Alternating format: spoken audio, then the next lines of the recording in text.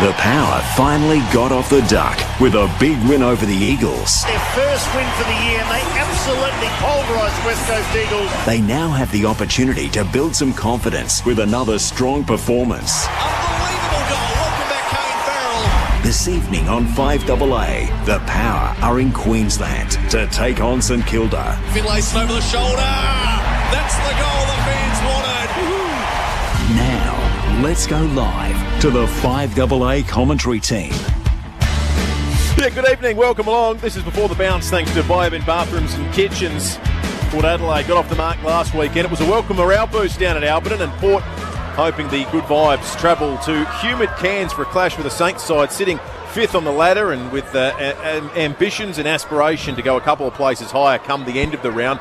Mark Bickley has been at the Adelaide Oval, and Bix, I reckon our ambition tonight is that we get a decent game of footy, because there's been two sorts of games of footy this weekend. There've been those like in Perth and at the Adelaide Oval today, and then there's been that terrific game between Fremantle and Geelong and we hope we get to see something tonight that's a real contest. Yeah, and I think Port Adelaide supporters will be heartened by the fact that the GWS Giants went into the game this afternoon as one win out of six, and they'd played some quality opposition and hadn't quite got over the line, but what they were able to do was when they put it together, they showed that their best footy was really good, and I think Port have done that sporadically. For that second half against Carlton, of course, hard to really judge the West Coast game because of the fact that they're depleted and have been a little bit sort of below the rest of the competition. But even at times after half-time against Melbourne, they sort of matched them in different stages. So Port fans are hoping that return to form that they're starting to see might carry over, and against the St Kilda side, who I must say I've been reasonably impressed with. They've gone probably above most people's expectations and are playing with a bit of confidence and an exciting brand of footy. And a good evening to you as well, Sam Tugwell. We're about 4 minutes away from the bounce, so it's not far away from things get started here. If you've got junk lying around, it could be cash for scrap at Normetals. 23 degrees, 88% humidity. Played at Cairns, sometimes it's a different brand of footy, isn't it? Because the conditions always play a bit of a part. Feels very similar to what we saw when the Crows took on St Kilda this time last year. It was same sort of conditions as well. I think the travelling team took a little while to really get settled into that environment, so we'll see how Port Adelaide do as they're warming up right now out the middle. Interesting though for St Kilda, they're 5-1 as you said, Bix, off the top. They're going to win potentially if they get up tonight their sixth straight game for the year, because they lost in round one. They haven't done that for 11 years. They're looking to get back to the finals for the first time in a little while too. So this is a bit of a statement game for them as well, against a side filled with talent, and as I think Adam Simpson said last week, it's the best Sip and 5 team in the competition. They shouldn't be down as low as they are, but they are at the moment. Well, every team that Adam Simpson plays looks like a good team at the moment, doesn't it? Right. But look, one of the challenges when you go and play in Darwin or in Cairns like this is it almost becomes wet weather footy. The humidity is such that within 10 minutes of starting the game, and probably after the warm-up, your Guernsey is wringing wet. So when you grab the ball is clutched against the Guernsey. The ball gets really wet and slippery, so you just see it every time they go up there. Teams try to overuse the ball, overuse the handball, particularly early on when there's some heat in the game. If I was advising these guys at Port Adelaide, you'd be saying, look, early on, let's just get it going our way. Let's just get the ball moving, get it into our half of the ground, and then we can get set behind it and try and put some pressure on St Kilda. Don't try and do too much with it, because St Kilda have got some good midfielders. Steele has been outstanding, of course. I think he was runner-up in the Brownlow last year. We know Brad Crouch has been in some really good form, and they've got some other sort of smaller players who have been in some good form as well. We know that the ruckman Paddy Ryder comes back into the side tonight and generally gives them a good look at it. So that's going to be one of the big challenges for Port Adelaide. No late changes. The medical sub Xavier Dersma for Port Adelaide. Jared Leanett, a man who will be well known to Port supporters for St Kilda tonight. Couple of moments while the coin gets tossed, Bix, to have a look at some of the key matchups, thanks to Agostino Mitsubishi. 10-year warranty, 10 years cap price servicing. When you're ready. Yeah, look, I think it is that Steele and Brad Crouch for St Kilda versus Connor Rosie, who's going to play in the midfield again tonight, who was very good last week, but also Ollie Wines. Ollie Wines has been in really cracking form before he actually went out of the side, and so let's hope that he comes back in and he can pick up where they left off, because when he's getting the footy, it just takes a little bit of pressure off Travis Boak, and it brings players like Kane Farrell and some of those outside types into it, because he wins the hard ball. If you can get it into the hands of the guys who run and carry and deliver, that's when Port start to look dangerous. got to be an Ollie Wines kind of a night. The ball's slipping around Absolutely. in 100%. contest. You've got Jack Steele, Brad Crouch. You've got some real contested balls on that St Kilda side. When these sides last met last year, Port Adelaide got up by 13 points at Marvel Stadium. It was Ollie Wines who got the 3 Brownlow votes. He got it in both games against the Saints last year, actually. 36 touches, but then you look at the other side of the footy, and the guys we're talking about for the Saints, Jack Steele has 37, Brad Crouch has 36. There's some massive numbers. Steele with the 2 votes, and Mitch Georgiades, who's been in terrific form, had 4 last time. So plenty of expected. Max King's the other one I'm really keen to see. Yeah. I've seen only little bits and pieces of St Kilda so far this year, but you know he just looks like he's matured over the break. He looks like he expects to play really well each time we watch him go out. We saw him in the second half against St Kilda, just rip that against Fremantle, rip that game apart, where he kicked 4 goals. I think it was in the third quarter, and really was almost the difference in that game. And so we see him. Who stands him? Is it someone like I'm not sure it's Aliir, but I don't know who they'll go with there. And the other big one is Paddy Ryder. I've just mentioned he's just such a classy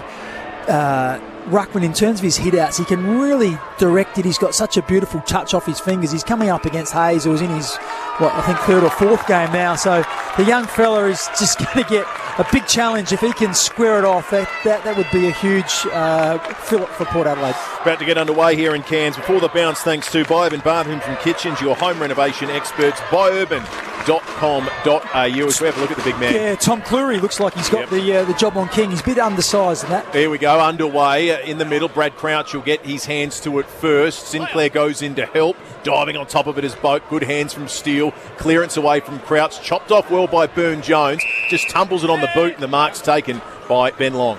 So in half-back, they move it out by the far wing, and mark taken there by Membry for St Kilda. The centre wing far side of Cairns, and as we just said in the pre-game, it's going to be pretty greasy out there. Looks that condition, the middle of the ground, quite muddy. And they kicked a half forward on the flank. Great mark taken by Max King. Wasn't claimed, though, from the umpire. He said it's play on. Matt Crouch tackled pretty heavily right on the paint of 50 where it meets the boundary. Yeah, just got 2 hands to that King and almost brought it down, but just got it to his chest and then just bobbled off his chest. Did a lot of holding on there. Jack Steele tied up against the boundary, works a little handball back. It's chopped off well, and Rosie just threw a boot at it. Ball in dispute, right-hand half-forward flank, and kicked up towards centre wing. The umpire's pulled out a free kick here. It's going to go the Saints' way, I think. Yeah, you can hear the umpire say holding, so yeah, going to the big fella. Yep, Josh Battle in the foot race was just held back slightly, so he'll kick on his right, shallow inside 50 entry, Ryder underneath it, Aliir slapped it away with authority. It's coming back in though, big one-on-one here, King and Cleary does well enough, forces it over the boundary line. We're going to throw in deep in that right-hand forward pocket. Yeah, you just think that's a big matchup, isn't it? And just a couple of times it's gone to him already. He just looks undersized. We know Max King is an absolute giant of a man. I'm just looking at his numbers. He's 202 centimetres. Tom Cleary, nowhere near that. He's just 193, so he's giving away nearly 10 centimetres in height. So footy comes straight to ground. Big bump there from Port Adelaide as it goes out of the defensive 50, trying to run on it. Bow taps on there for Motlop, who's tackled straight away. Wanganeen Miller, a great pressure there from the Saints, and they go back inside 50 for a 5th time in the first 2 minutes. And Aliir, though, running backwards just inside the boundary line, takes a good mark on the chest. Travis Boak, Michael Jackson style, got the one glove on the left hand. Don't see the glove that often these days. So play on call quickly at half back. Ryan Burton sends it long to the far wing. It's been played on that side of the ground. Footy comes to ground and picked up beautifully by the Brownlow medalist in Ollie Wines, who goes shallow inside 50, one-on-one. Bunch from behind there from Marshall. Little handball away from Wilkie and Sinclair, and they exit 50. That was class from Wines a moment ago. It's getting back in his direction. It's going to be Butters who has the football. Steele descends on him. Out the back to Byrne-Jones. Sells a little bit of candy. Now Dumont. Umpire says didn't get rid of it legally. Gee, that's a slippery football, Bix. There doesn't look like there's going to be much order given by the umpires. No, they're paying that for not. They jumped on him as soon as he grabbed the ball, and he tried to shake the tackle, and the ball seemed to be knocked free rather than him dropping it, but that's the way the umpire saw it. Up towards this right-hand half-forward flank where the footy's been predominantly. Aliir managed to gather it, Crum front and centre, and just kicks it away. Rosie turns on the afterburners, did well. Handballs to Powell Pepper. Patton comes to him. Worked the handball back to Wines. Little check side in-out kick. Bumbling along the ground towards Dougal Howard. Now it's Butters. Manages to keep it in. Hill worked it back. It's going to come to Wilkie, just does really well, showed a bit of poise. His kick, though, lets him down, aiming for Sinclair, comes now to Motlop, handballs into the goal square. They're retreating a little bit, Port Adelaide. You suspect it's going to go back in. They've gone wide first, and Jonas is in a foot race. He certainly is one-on-one. Membry can't quite catch him. Handball to the broadcast wing. Amon uses a short little kick. He was looking for Burne-Jones, but he came under pressure real quickly from Steele, who was brilliant, turns the footy over. Chain of handballs here on the half-back line. Steele wins it back from Hill, and he kicks all far wide toward the benches. One-on-one again, Jonas and Membry brought it to ground, but a high tackle, I think it is, on Amon, and St Kilda take the advantage. Inside 50 from Sinclair's boot into the pocket, nicely taken, and they'll set shot. I think that's the new ruckman on club debut, Tommy Campbell. Yeah, well, it was just that play on the advantage. It was a free kick, the ball bobbled free. They took the advantage to St Kilda, and as you often see, defensive sides, they all want to be really aggressive. They want to stand 10 metres in front of their opponent. If someone gets it, runs forward quickly, that kick can go over the top, and in the end, Campbell marked that on his chest, 5 metres behind his Port Adelaide defender. So lining up on a pretty acute angle. It's going to take a good kick on the right boot. It just is a little bit too skinny. Saints with the first score on the Sip and Save scoreboard for the evening. One behind, plays nothing. 5AA footy, thanks to the Fluoride Milk Company. You can see some glistening sweat already, Bix. 88% humidity there. Looked pretty good off the boot. I thought that was through. He had an awkward kicking style, Campbell, but just a little bit skinny. Nothing wrong with this man's kicking style. Houston brings it back into play, kicks it into the middle. Umpires put out another free kick to the Saints. In the marking contest, it's going to go to Dougal Howard. Cal Pepper, perhaps the man responsible for infringing. So Howard now will play on, run around on his right, and spear it up to a dangerous spot. Aaliyah stood tall and took a good mark. Kick. No, in fact, a free kick pulled out in front. Paddy Ryder. So no, Max King. Max King. And 50 metres. 50 metres. I don't think the ball was returned correctly. So Max King will kick the first major of the evening. It looked like one that should have been going the other way. Max King with his first, Saints first. They're 1-1-7 on the Sip and Save scoreboard. Put Adelaide yet to score. Yeah, we'll wait and have a look at the Dave Benson Carrions replay, because it just looked like King went to ground, so he's either kept out of the contest or he was pushed. In the end, Aaliyah took the mark, but King wasn't able to go at the contest, so it was hard to pick up during the actual play, but generally we get an opportunity to see it on the replay. But you just, once again, you instinctively feel that Tom Cleary is just not quite physically equipped to be able to deal with King. And sometimes when you are like that, you try and keep him out of the play. The ball was coming in long. Oh, jeez. No, that's it. Yeah, Cleary just put some body against him, and King just collapsed like a pack of cards there. Maybe he wasn't expecting contact at all. He weighs 94 kilos, Max King. That was a stiff breeze would have knocked him over. Saw the arms out there too from Cleary. Might have been part of the 50 anyways. The footy comes back out from the bounce. Houston a half back. His handball toward Jamont was astray. And now Mason Wood has the footy for the Saints. Steele and Wood together using the hands nicely as we play it along the wing.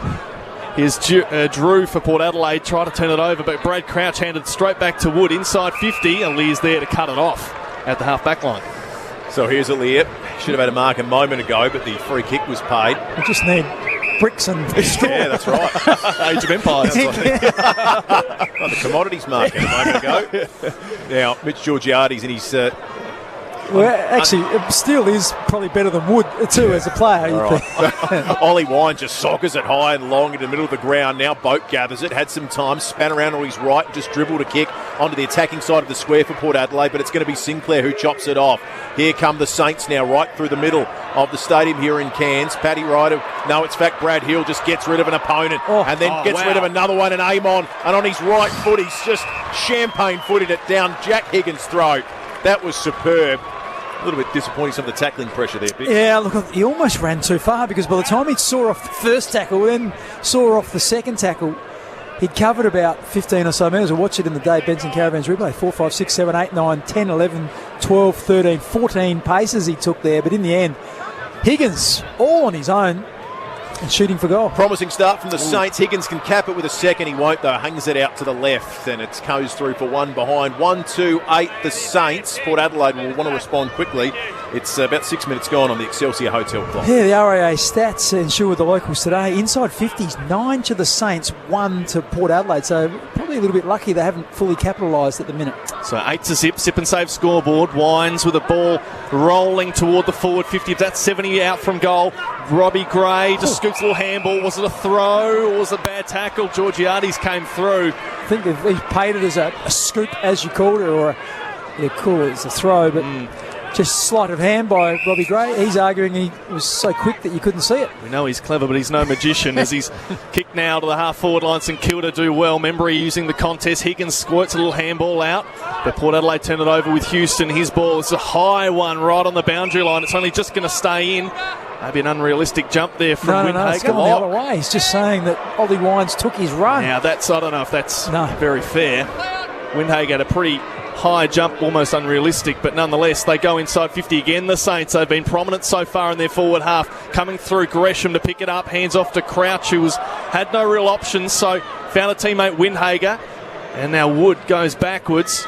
Inside 50 ball now to the top of the square. King almost had it. Cleary just sat at the back and found himself with the footy. Hayes sends a high ball, bounces in front of Georgiades and past him, and now towards goal. McKenzie has a shot at it, loves it. In it goes, second one for the Saints, and they've got themselves a nice little buffer to start in the first quarter. 2-2-14 plays Port Adelaide, no score, 12 and a half minutes to go, first term. Yeah, Port Adelaide just look a bit flat at the moment, or a bit shell-shocked because it's been one-way traffic, 10 inside 50s to the Saints, just one to Port Adelaide. That was the Ruckman Hayes, an indiscriminate kick just clearing out of the area of about 15 metres in front of the goal square. It went out wide and two Port Adelaide players were flat-footed, and McKenzie he actually hit the ball with some speed, and it sort of, the seas parted for him, and we went straight through the two Port Adelaide players and straight at goal. So, they'd be disappointed with that. Travis Boak was one of those players. Just waiting to have a look at the replay there. Yeah, it was another slip tackle, Biggs. Rosie, yeah, and the McKenzie just went bursting through the middle, broke through an arm tackle as opposed to a body tackle, and then kicked truly on his left foot. Umpire decides just to throw it up this time. Finlayson in the ruck with Ryder. Finlayson will win it off his own hand, gets it to Boak. He just throws it on the boot, and Wanganeen Miller chops it off. He's taken the mark. Centre wing on the broadcast side. Port Adelaide struggling to get the football forward of centre at the moment. Wanganeen Miller just drives it up towards King. Cleary did well that time, outpointed him, and let's give that McGain Real Estate mark of the day. Good choices. Cleary goes short, finds Darcy Byrne-Jones. It wasn't 15 apparently. The umpire said he'll have to play on, so he steps out of bounds, almost using it as his friend, the boundary line. So 12 and a half minutes to go in this first quarter. Excelsior Hotel clock. Port Adelaide down by 14 points without scoring so far in this opening term. Sip and save scoreboard. We'll get some RAA stats shortly from Bixon, who's running hot for Zambrero. It's been a full-on first quarter. Wanganeen Miller gets the handball away. Rosie kicked away from Boak. Bounces there in front of Georgiades on the wing. Wanganeen Miller with a handball. Goes to nobody. Sinclair tries to corral it. Nicely done. Does get it around the body, but straight down the throat of Travis Boak, who's standing there uncontested and takes the chest mark. Travis Boak now will just try and drive Port Adelaide forward with a bit more precision than we've seen so far in this quarter. It's a big one-on-one. Finlayson up at the football was worked underneath it. Now Sinclair's got it. Tackle came from Farrell. Wanganeen Miller, that was classy in the conditions. Did really well. Gets it to Long. He might get it again though. In fact, it's chopped off by Rose. He gets it to Finlayson. Port Adelaide shot on goal. Deep into the pocket. Underneath it is Marshall. Off hands and through for one behind. A little bit of class coming through. Yeah, look, that was set up by some really good pressure. I think it might have been Rosie and a couple of others in there. That the handball from Wanganeen Miller was good, but the next player who received it was under the pump, and then that handball went astray and Port Adelaide went forward. Finlayson just had a bit more time than what he realised and perhaps should have done a bit better with that shot on goal. So Wanganeen Miller, half back here for the Saints. He's got a beautiful kick, this young man, South Australian. Certainly does. We'll see him throughout the evening as he does send it along the broadcast wing. High footy came down there from Campbell. And handball away there from Farrell. Amon tried to pick it up. He lost it as well. Gresham, his handball along the ground, tapped on from Steele. It ends up out of bounds. Not enough space for the players to play with, and they'll throw it in. Well, let's have a look at some of the key stats. Thanks to RA Insurance, contested possessions 17-25 in the Saints' favour, and those inside 50s 11-2. Mark Bickley, Pure Tap special comments. 14-1, about halfway point of this first quarter now. It's Campbell taking a turn in the ruck. Drew against Sam Powell-Pepper. Against Sam Powell-Pepper. And we'll get a bounce down centre wing.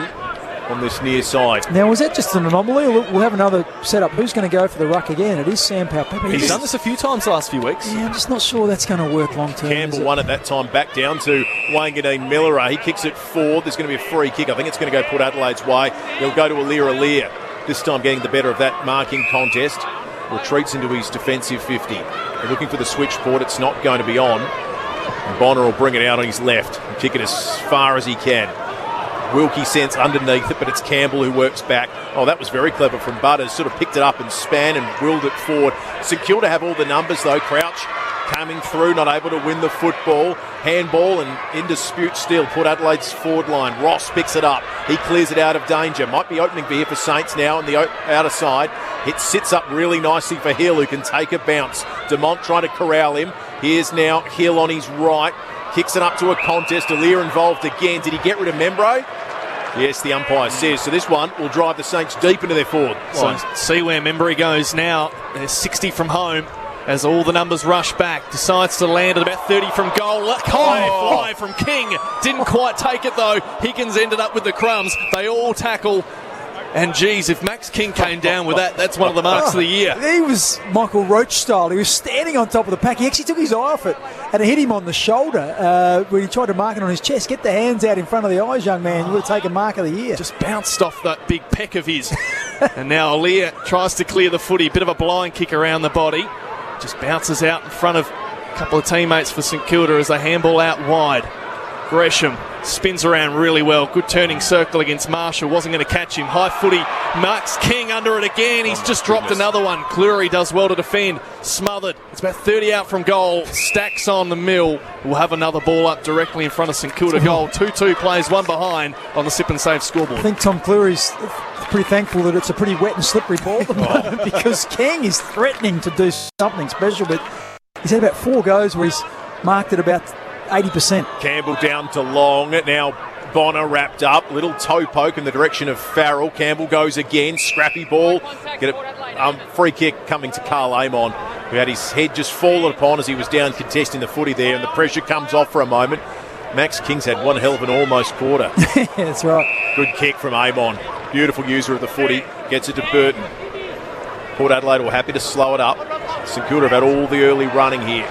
That's a terrific kick from Burton to Gray, leading up towards centre wing, tucked up against the boundary line now. He just drills it back towards Finlayson. Edge of 50, quick hands, but too slick for Drew.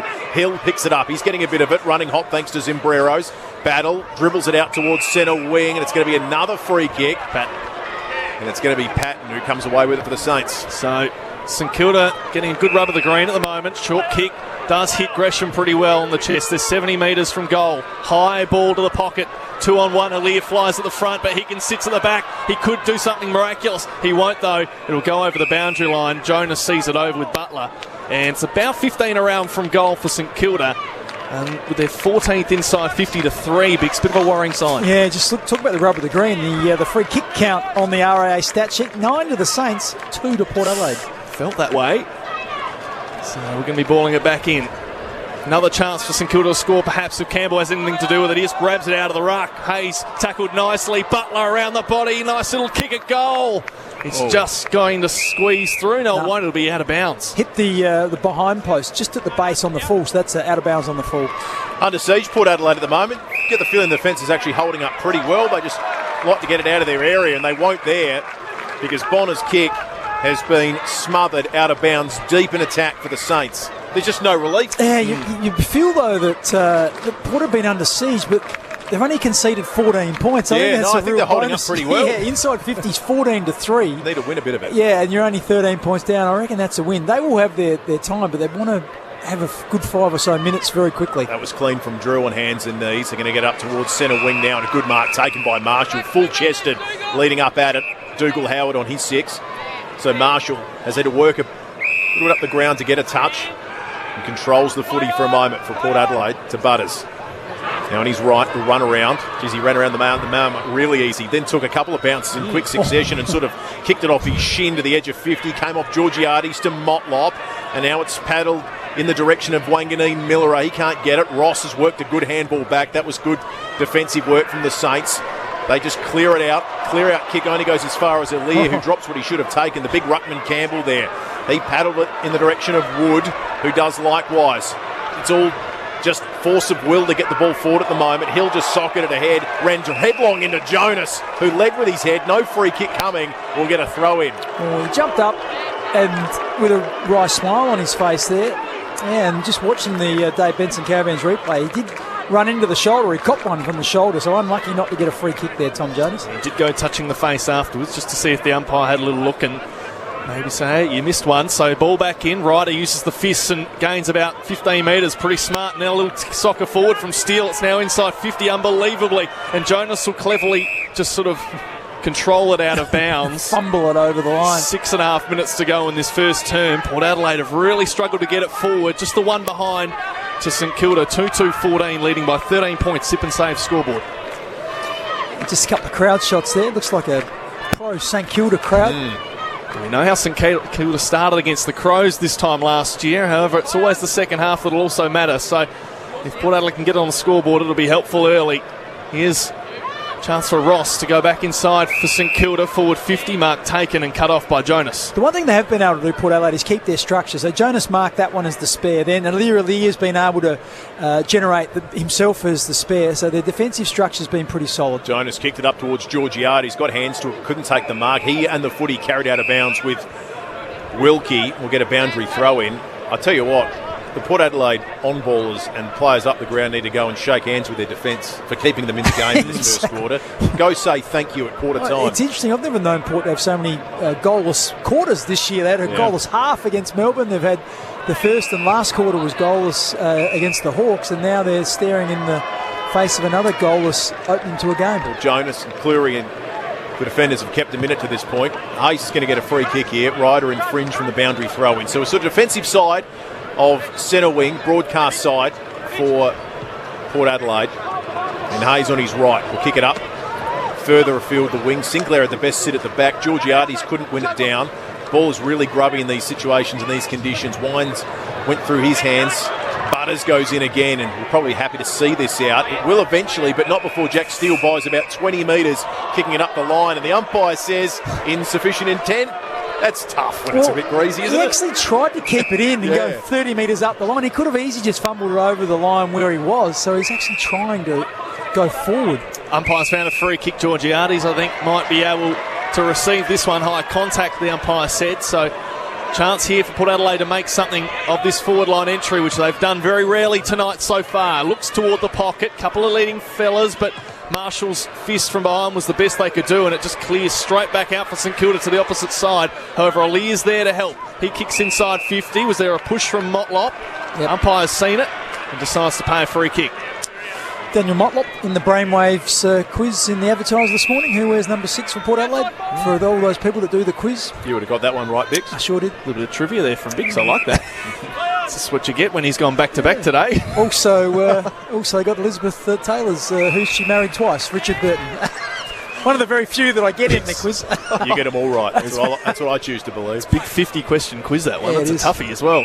So they decide to chip it around the back line, hence why we're sort of padding at the moment. St Kilda not really doing a whole lot with it as they decide to go through the corridor. Now some options might open up. Mark taken by Long, who now goes through the middle, kick out toward the opposite wing. Wilkie given some time with a Shepherd as he kicks toward the hot spot. From behind, Wood was there. Gresham decides to dodge around a couple. Kick was smothered. He might get his footy back again. Wood just spins into a Burn-Jones tackle. Little handball out from Higgins. Now Jonas and Crouch going hard at it one-on-one. And a good soccer out of defence there from Jamont. However, it's cut off. And Dougal Howard has it 60 from home. 4 minutes remaining. Excelsior Hotel clock. Saints 2 goals. Port Adelaide not yet a major on the scoreboard. Kick up to the top of the square. Good mark taken by the ruckman in Hayes. Did well there. Read it better. Had a nice couple of minutes, hasn't he? Got a free kick by parking himself in front of the boundary stoppage a couple of minutes ago, and then he's taken a nice contested mark in defence. He'll just clear the danger area. Big up and under kick. Georgiades had a big fly. So did Wilkie, who fisted it to the front of the pack. Now Ross. He's dispossessed by Butters. Wines was in there. Now Marshall with his head over the footy. It's Wanganeen Miller who picks it up cleanest and kicks it deep, and it might even just float through for one behind. It just kept going and going. Yeah. And it's going to be a minus score. 2-3-15. The Saints. Port Adelaide are one behind. When you're catching up with friends, start at Sip and Save. Excellent smother there from Rolly Bonner as well to save, get another goal against them. St Kilda 2-3 to just one behind. We're having a couple of minutes left before quarter time. Georgiades at the front of the pack. Did jump well, but crumbed well by Wines as he kicks it up the ground. That's Robbie Gray. Just gets onto the right boot. Kicks over the top. Nice little chip kick finds Sam Powell-Pepper. 60 metres out. Looks toward the pocket. It's a good, well-weighted kick. And he finds Boak in the right-hand pocket. And with the hockey glove on, he'll go back and look to steer this one through for Port Adelaide's first major. Yeah, well, it's probably been their best opportunity so far. First set shot for the game, first mark inside forward 50. Robbie Gray, the architect of it, it was a quick kick forward. He just came really hard at the footy and just took it really cleanly, and very few players have been able to do that. Found Sam Pepper, who found Travis Boak. Decides to chip it short instead, and he's missed his opponent. His teammate rather, Rosie had to hand it straight back to Boak, so not the smartest of plays, and now St Kilda in Sinclair from the back goal square are going to clear away. Yep, they will, but only as far as Amon, who's about a kick and a half away from Port Adelaide's goal. So we get to the latter stage of this first quarter. So Amon just kicks it up to a dangerous spot, fisted away by Patton. Webster's there, Wines pulls it out, has a kick on goal, and Wines is, he's just missed it. They snuck one there, Bix. You'd take that as a first quarter result. One goal the margin in a game dominated by the Saints thus far. Yeah, and look, this last minute and a half is what they've been unable to do, is get it inside their forward 50 and lock it in. They've had 2 or 3 repeat entries, and they've got to see if they can just find a goal somewhere late in this quarter. 15 plays, 2 sip and safe scoreboard at half back. Mason Wood kicks up the far wing. Nice contest between Membry and Alir. It just comes to ground. Alir tries to scoop it forward and does well to Jamont, who uses the toes and just pokes it forward. He's done that a few times now. Come from behind there, Port Adelaide. Good pressure defending. And they're looking to try and turn it over, but they probably won't here. Long spins out of trouble away from Sam Powell-Pepper, and then a good kick up the line finds Higgins on the outer wing. Magnificent kick. Former Tiger. Here's Higgins now, inside 50. Where's King? Sitting at the back here. Cleary kept him out of the contest. Now it's Burton and Butler. Butler can't keep his feet. Burton does. Gets a handball to Georgiades, who's gone back later in this quarter. Wanganeen Miller, Brad Hill. It's like a bar of soap as they try and pick it up. Ball slipping out. Hill now over it. Just paddles it only as far as Boak. He was clean. Maybe it's the glove. Rosie has it and kicks it out of the danger area. Now here's a big one-on-one. Robbie Gray, he always looks clean in these conditions. That was clever. Squirted out the back, but Wilkie was the only man there, and he just shorts it up and finds Webster on his left. We'll go short again. So it looks like both teams have a spare in defence, and they're just really sort of battling to be able to direct it away from that spare. Alir's at the one end for Port Adelaide, and a number of Saints players at the other end. Blast attacking 4-8, imagine, of the quarter. Sinclair kicks it inside 50 for the Saints. That Burn Jones was at the back. And is he going to keep it in? No, like a kick for touch. Except in this, it's the wrong sport because he's kicked it just out in the full. So 41 seconds on the clock, 80 metres from goal, out of bounds on the full. The ball about to come back in. So a couple of players present well, and one of them, Seb Ross, who has the footy. His kick is terrible toward the pocket. I reckon that might be out on the full. Yep. And it is. So Port Adelaide with 34 seconds left in the Excelsior Hotel clock going to take the footy, and Jake Gresham's coming off the ground 30 seconds early with the physio. So you see him go back into the rooms as Sinclair for St Kilda just sends a high ball inside 50. Max King 2-on-1, wasn't going to win it. Clever toe poke there from Wanganeen Miller, and Higgins kick just along the ground, a little chip one toward the front of the square, ends up going across the face, and Jonas for Port Adelaide just takes a composed mark with 10 seconds to go. Will they should be able to limit the damage of score. Couldn't get the purchase, could he? No. Jack Higgins, he went for the bendy Peter Dacos style, but the ball just skidded straight on. Jonas saving the day again, it felt like, late in the quarter for Port Adelaide. It's a 13-point margin. I tell you what, if you see it at home watching, it'll feel a hell of a lot worse than that. So you'll take it. A couple of kicks away, Port Adelaide, from being right in this one. 2-3-15 the Saints. Port, 2 behinds. We'll have the quarter-time analysis. 5AA footy, thanks to the Fleurieu Milk Company right up to this.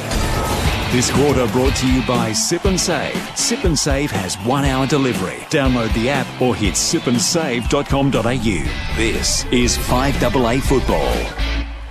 Peter Shearer Menswear is the brand with the brands and will always price match on identical items. But most of all, our staff are helpful, honest and understand all body shapes are unique. petershearer.com.au. Peter Shearer Menswear, always ahead of the game. Hello.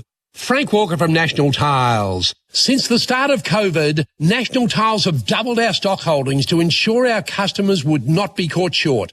So if you need tiles now, go online to National Tiles tonight. At National Tiles, you get free samples, free delivery, and our exclusive free money-back guarantee. Yes, at National Tiles, there's no waiting and no delays. So for tiles you need now, go to nationaltiles.com.au tonight. Conditions apply. Car window smashed, cracked, scratched or chipped? Call us at Complete Windscreens. For well over 40 years, Complete Windscreens have been the experts in windscreen replacement and repairs. And it doesn't matter what vehicle you drive. We can supply and fit windscreens to all makes and models, including trucks, buses and earth-moving equipment. We'll even take care of your window tinting. And we can do emergency repairs or same-day servicing. For anything windscreens, trust Complete Windscreens. Visit completewindscreens.com.au. We'll look after you. Hi, Katie Bridges here, Market Lead at 5AA. Last year, I participated in the Vinnie's CEO Sleepout. It was an extremely wet one, and I was certainly grateful that I could choose to do it for one night only. But it was absolutely worth it to raise funds and support the incredible work that Vinnie's do. I've signed up again this year because I care about our community, so I'm urging other business and community leaders that care to do the same. Register now at ceosleepout.org.au. Have you thought about where your face mask was made? Remember, not all face masks are made the same. So when it comes to protecting yourself and your family, think PPE Tech. 100% Australian owned and made. PPE Tech manufactures P2 face masks that comfortably seal to your face and filter more than 98% of particles. Now is the time to protect all Australians and support Aussie-made products. Order online to receive up to 40% off and free delivery at ppetech.com.au. That's ppetech.com.au. For the best deal, best service and best experience, you've always gone to Agostino Mitsubishi. Well, here's another incredible reason to visit the team at Nailsworth and Elizabeth, and it's an Australian first. Get 10-year warranty and 10-year cap price servicing on the entire Mitsubishi range. You heard right, that's an incredible 10-year warranty and 10-year cap price servicing on the entire Mitsubishi range. Check it out at Agostino Mitsubishi, Nailsworth and Elizabeth. Exclusions and conditions including Mitsubishi servicing apply. Walko, Blanky! Walko, Blanky! Walko, Blanky! This is a game Pool and I play. Each night I come out and put her Walko, Blanky on. Keeps her from evaporating. But winter is coming. Soon she'll need her Walko Guardian pool cover. Sure, the fun ends, but I know she's looked after. Chemicals sealed off from the light, water clean, and no need for your pump. Get your pool a Walko Guardian pool cover for winter. Walko.com.au. Hi, Susanna Toop here. Tenants, you're going to love this. Toop & Toop now gives you early access to rental properties up to 2 months before public release, with alerts direct to your inbox. Find your next home sooner. Register now at toop.com.au/rent. This quarter brought to you by Budget Car and Truck Rentals. Four-wheel drives, utes, buses, trucks, trailers, cool rooms. The answer is always yes at Budget Car and Truck Rentals. Max King with his first, States first. They're 1-1-7. Kenzie has a shot at it, loves it. In it goes, second one for the Saints. And they've got themselves a nice little buffer to start the first quarter. 30 from goal. High fly from King. Didn't quite take it though. This is 5AA football. 5AA footy, thanks to the Flurio Milk Company. South Australian and proud of it. Well, the bad news for Port Adelaide is it's another goalless quarter. The good news is the Saints only have 2 on the board in breezy conditions in Cairns. 2-3-15 St Kilda. Port Adelaide just the 2 behinds. The stats though, Bix, the RAA stats I'm guessing, won't be telling a very pretty picture for Port Adelaide. Well, there's 2 stats thanks to RAA and Sherwood, the locals today, that jump off the page. The first one is inside 50s, 24-8. Now, 24 inside 50s in a quarter, you're on track to concede 100 for the match almost. So that is a diabolical number on, and the reason for that is because they just can't win the contested footy. So the contested ball is when it's bouncing around on the ground. Who can get their hands on it? At the moment, it's 48 to the Saints, 34 to Port Adelaide. So in a game, generally, if you're minus 20, you lose by about 10 goals. So if you're down by 14 in one quarter, that's not a great quarter for you. So that's why you end up with 24-8 on the inside 50. So far, their defence has been outstanding. Jonas, Alir, Cleary, Burn-Jones, Burton, those guys have stood up at the moment. But unless they address that, their ability to win the footy, then I reckon they're going to be in some real strife. And one of the ways you do that, get Sam Powell-Pepper in and around the footy.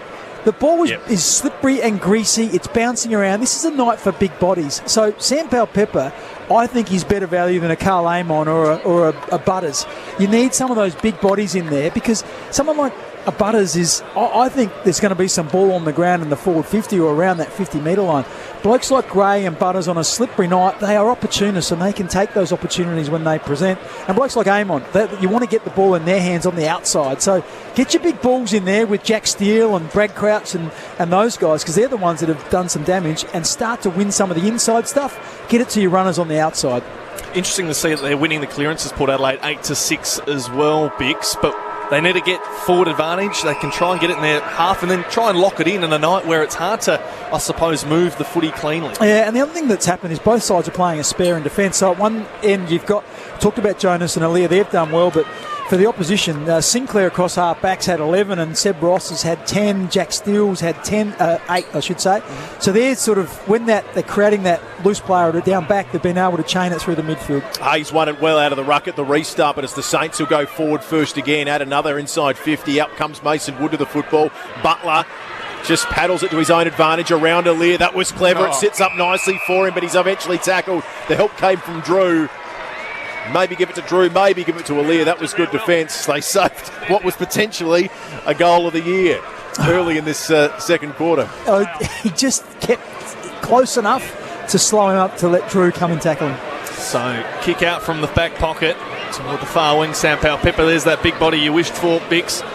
Although his kick was smothered, it just goes the other way. Bouncing footy on the forward flank for, in fact, it's gone out of bounds on the full. Port Adelaide will get it. Burn-Jones.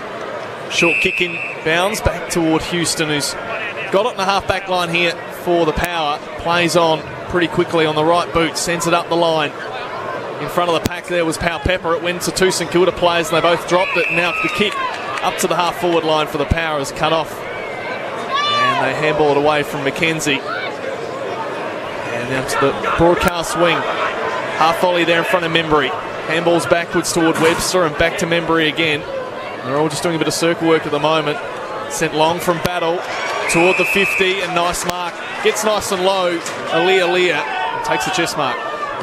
Another good bit of defending by these Port Adelaide tall defenders have been exceptional. Farrell has it, like the footy in this man's hands. On his left, he'll kick Port inside 50. Some one-on-ones, but coming across was Howard. He read it better than anyone. His follow-up work not bad either. Sinclair buffeted off it by Powell-Pepper. Ball comes out towards Wanganeen Miller, who suddenly finds himself in some space, but it's closing fast with Drew and Powell-Pepper. That was clever. He's classy, isn't he? He showed some poise. He managed to square it up and get it to Dougal Howard. Inside defensive 50 for the Saints. The switch is going to be hard to manufacture, so he just shorts it to Webster.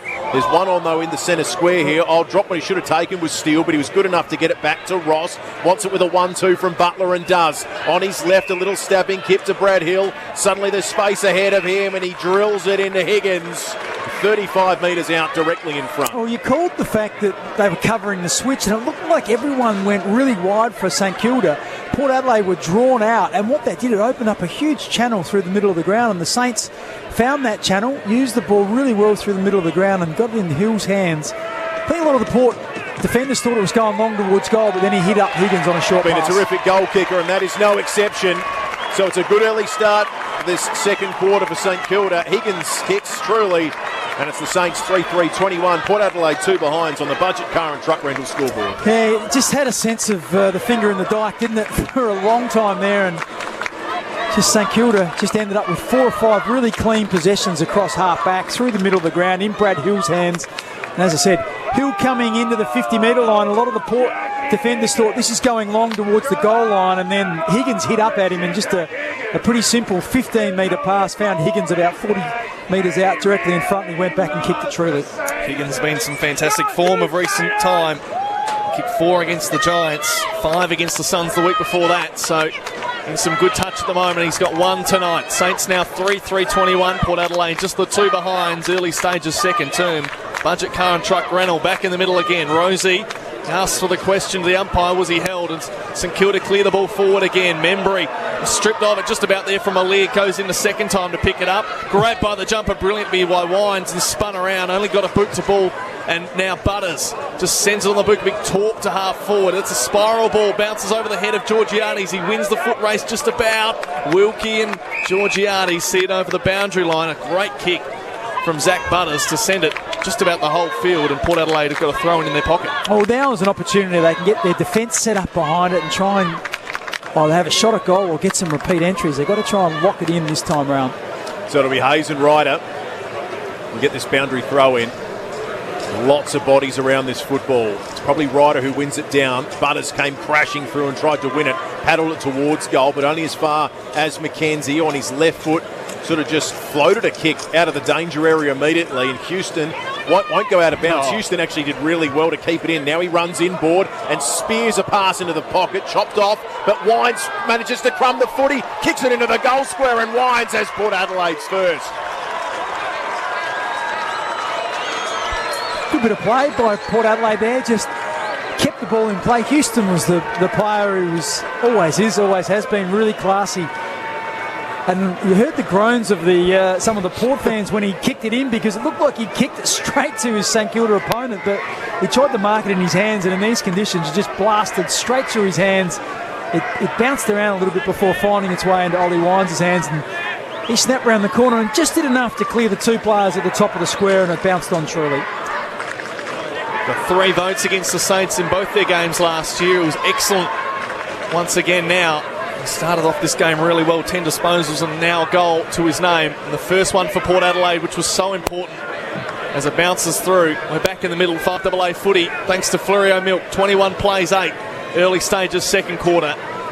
And the umpire throws it up in the middle of a muddy Kazali Stadium. Butters gets the clearance for Port Adelaide as it goes inside 50. Sam Powell-Pepper on the bounce. Was he taken high? Umpire says he has. So he'll set shot now from about 35 out. Port could kick 2 in a minute.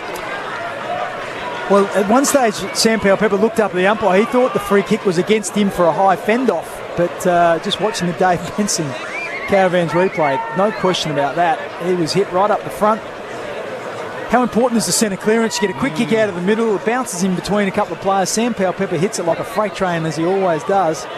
Gets himself a free kick. This is a massive kick for Port Adelaide because it just gives them a bit of momentum. He's been a good spark for the Power in some of the closer games this year. He's kicked 7 goals for the season from his 6 games, and he lines up, hopefully, to add to that tally. Umpires moved across. It's gone to the right. It'll be a third behind.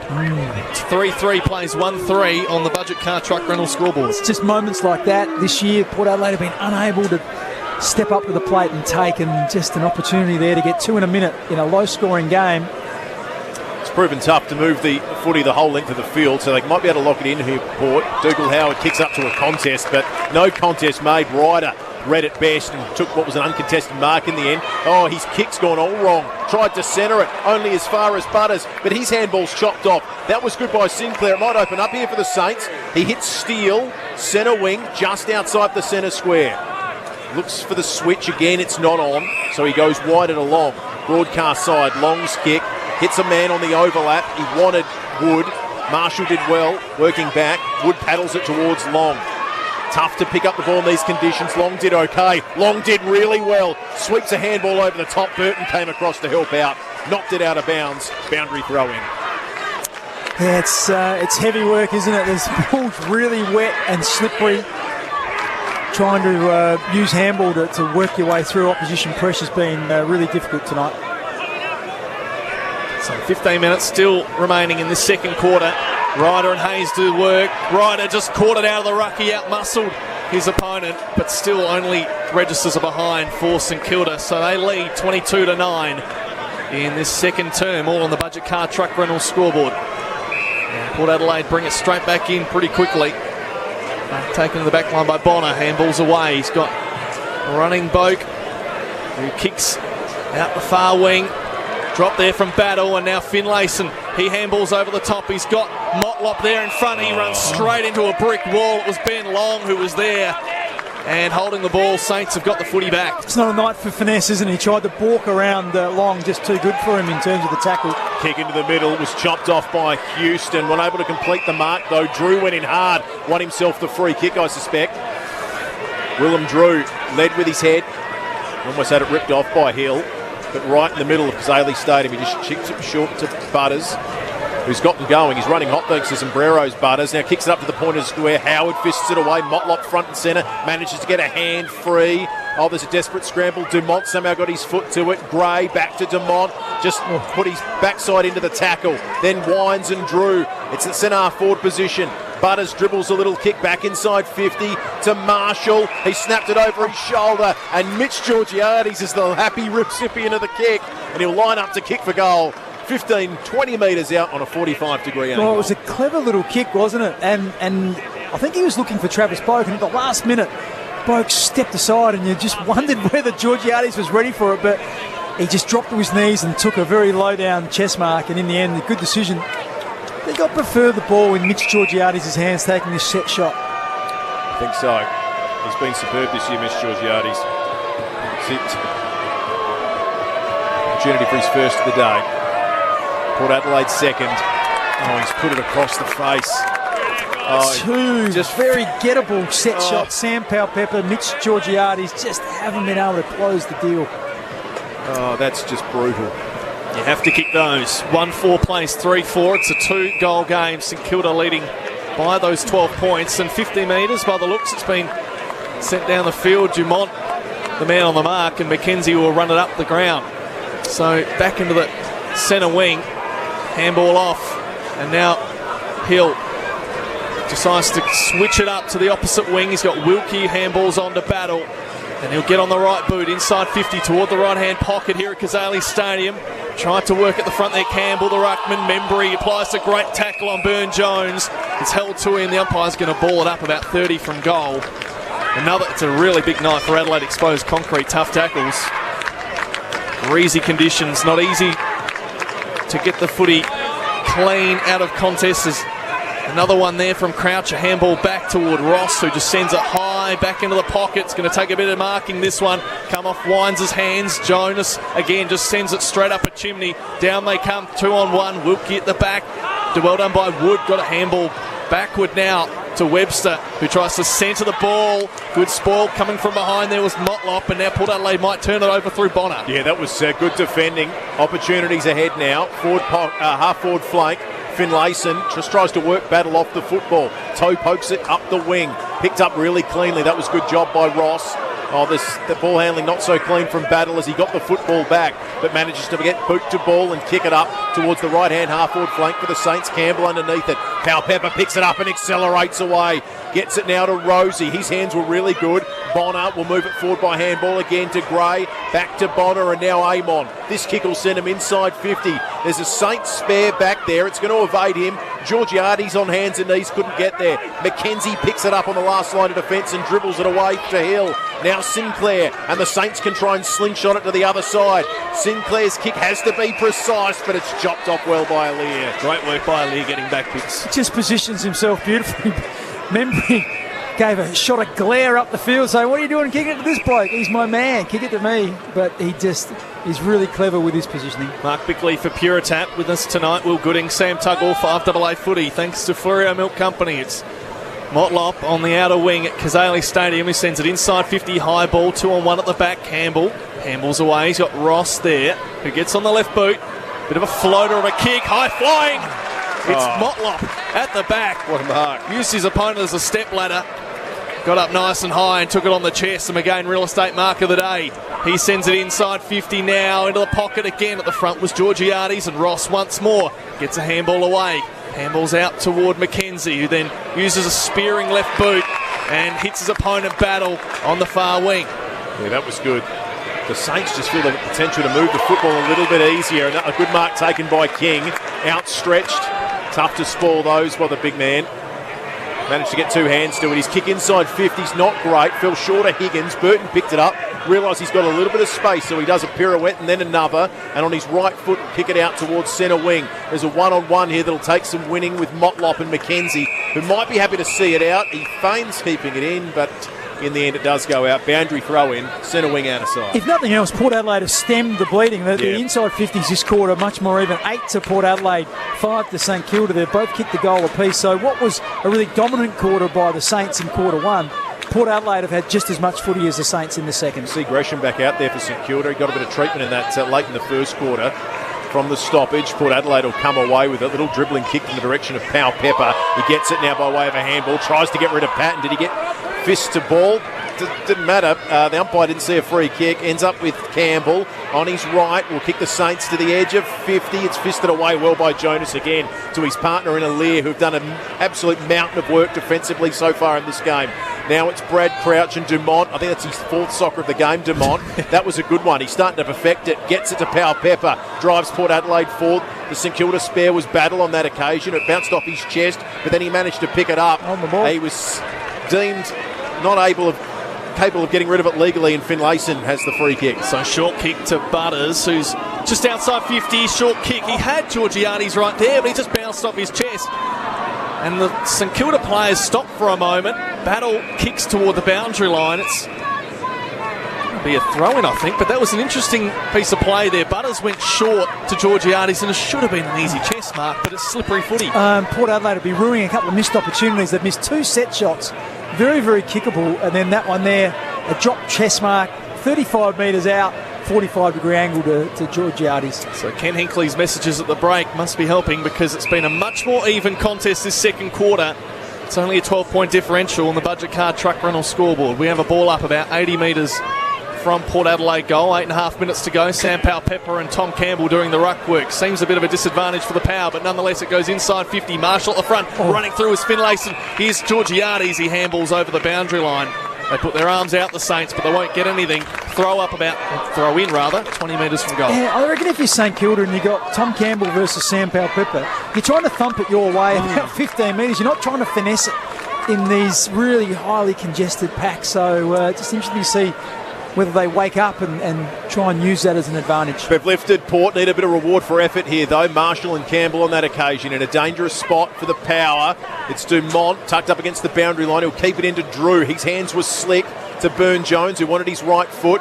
It's now in a big group of bodies, graded really well. Here's a kick to a dangerous spot.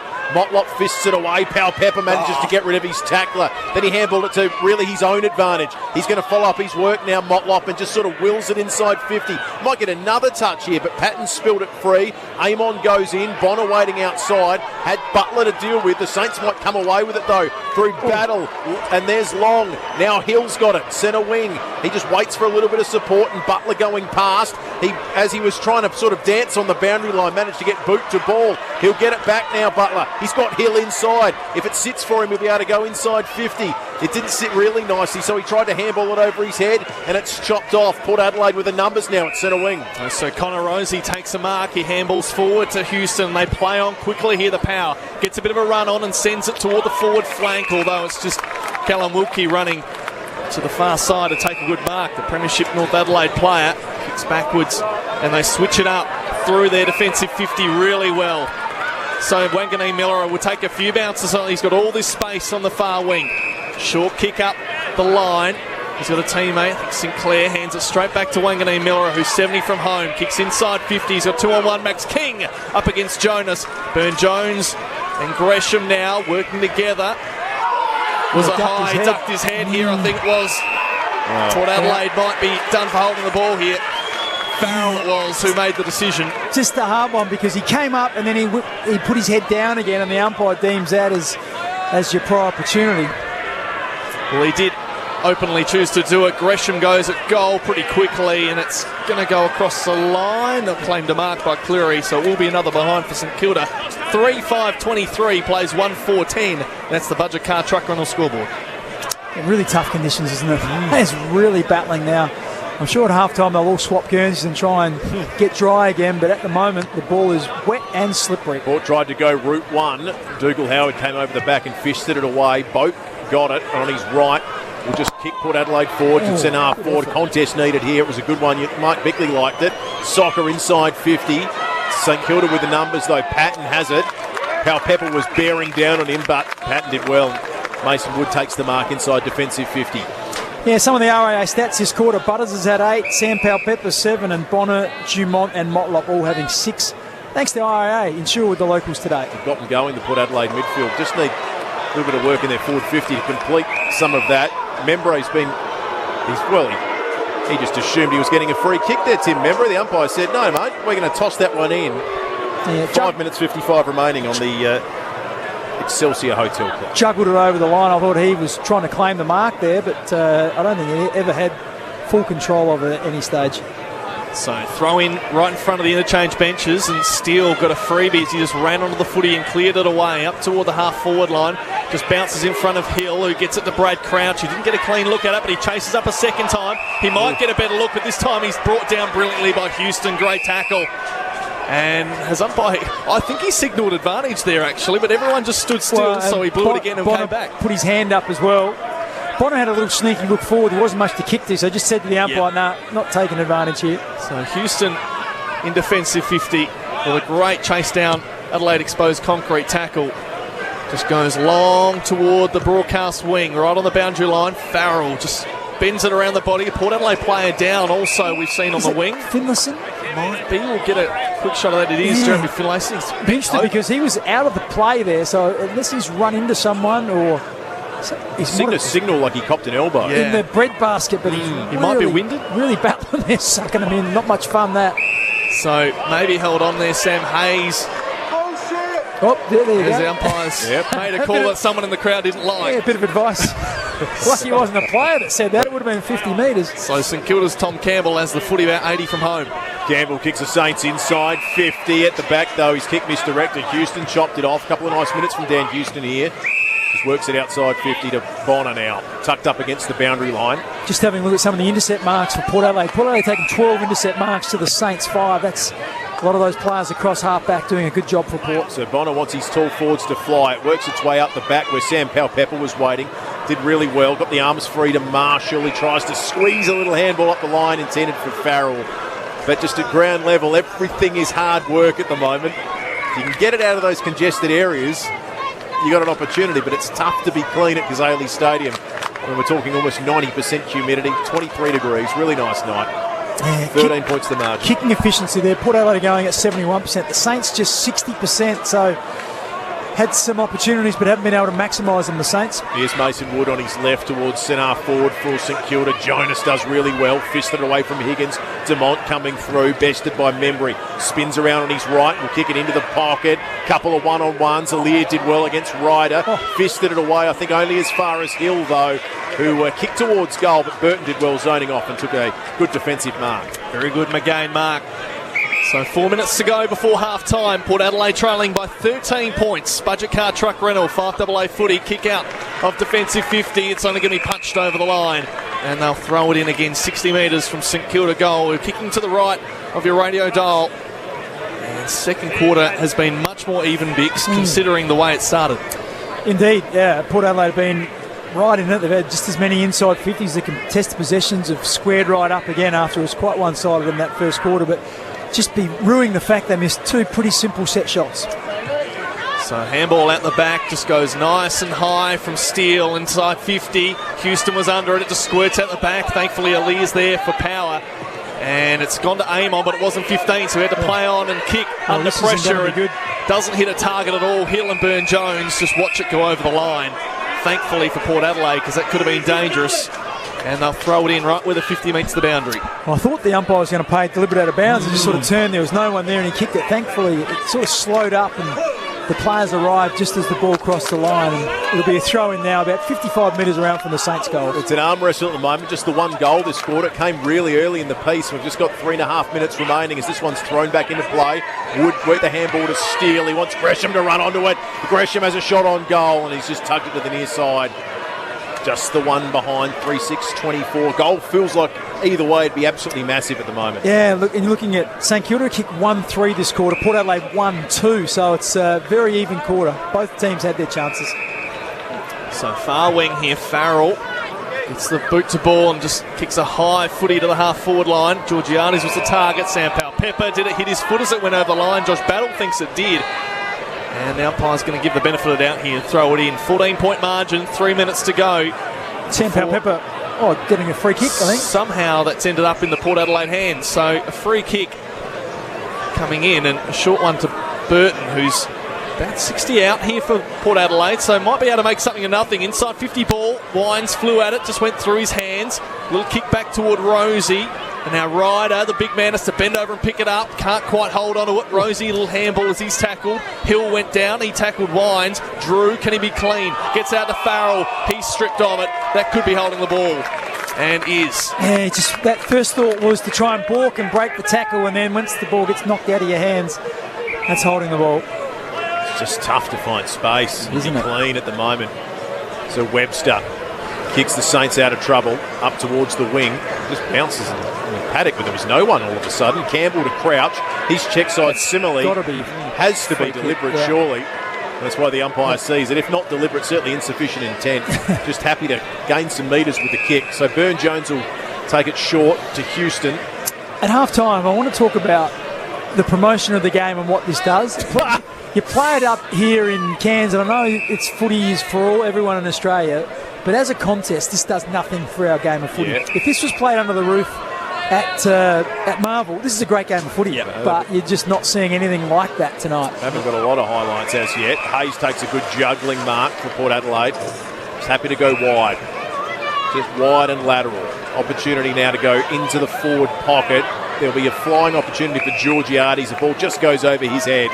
And we'll see it dribble out of bounds. Boundary throw in deep in this first half. Port Adelaide trailing by 14 points on the Budget Car and Truck Rental scoreboard.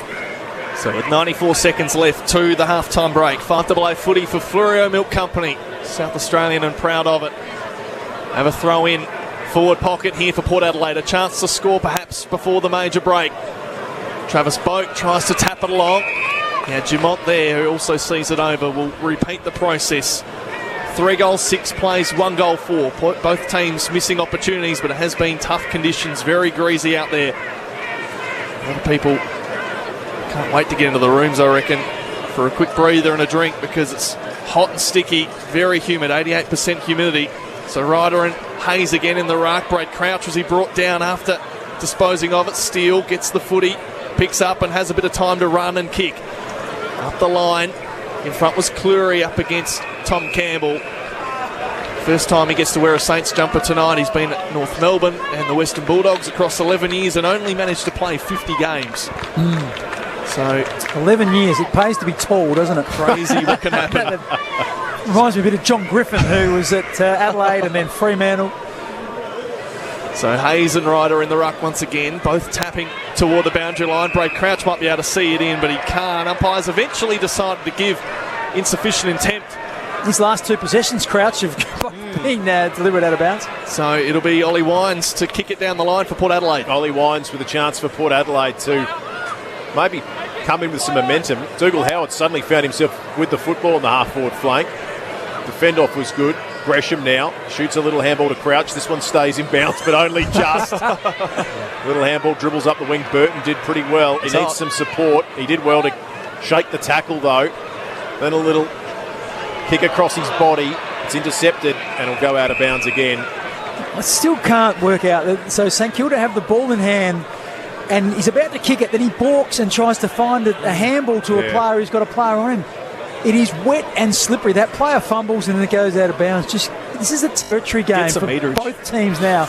Even the numbers up ahead of the footy. Kick it as far as you can and then win that contest down the field. 32 seconds remaining.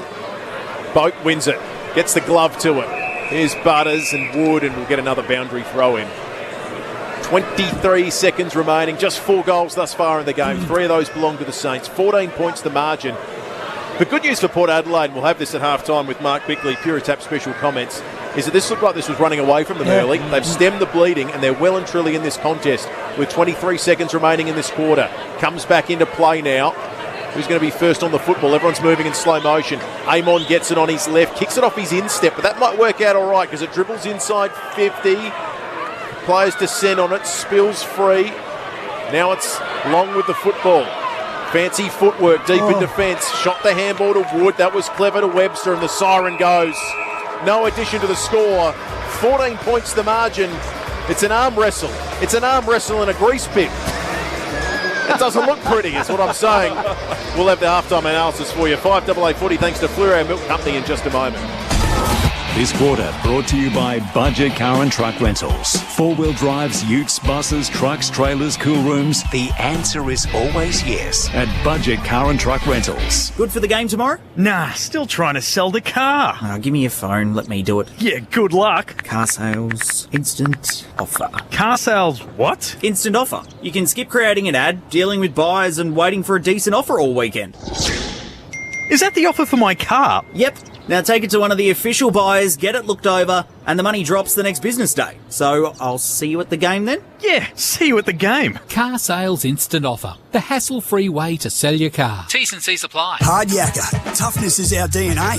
No shortcuts. Born in 1930, Hard Yakka's legendary status is in its heritage. Work hard, play hard. And we don't play by the rules. We write them. That's why we've designed the ultimate men's and women's gear and boots for your no-nonsense lifestyle. Designed to work hard on the job or on your weekend adventures. So do your mate or family member a favour. Get them the gear that'll make them feel like a legend. They'll thank you for it. Head to hardyakka.com.au or visit your nearest stockist today.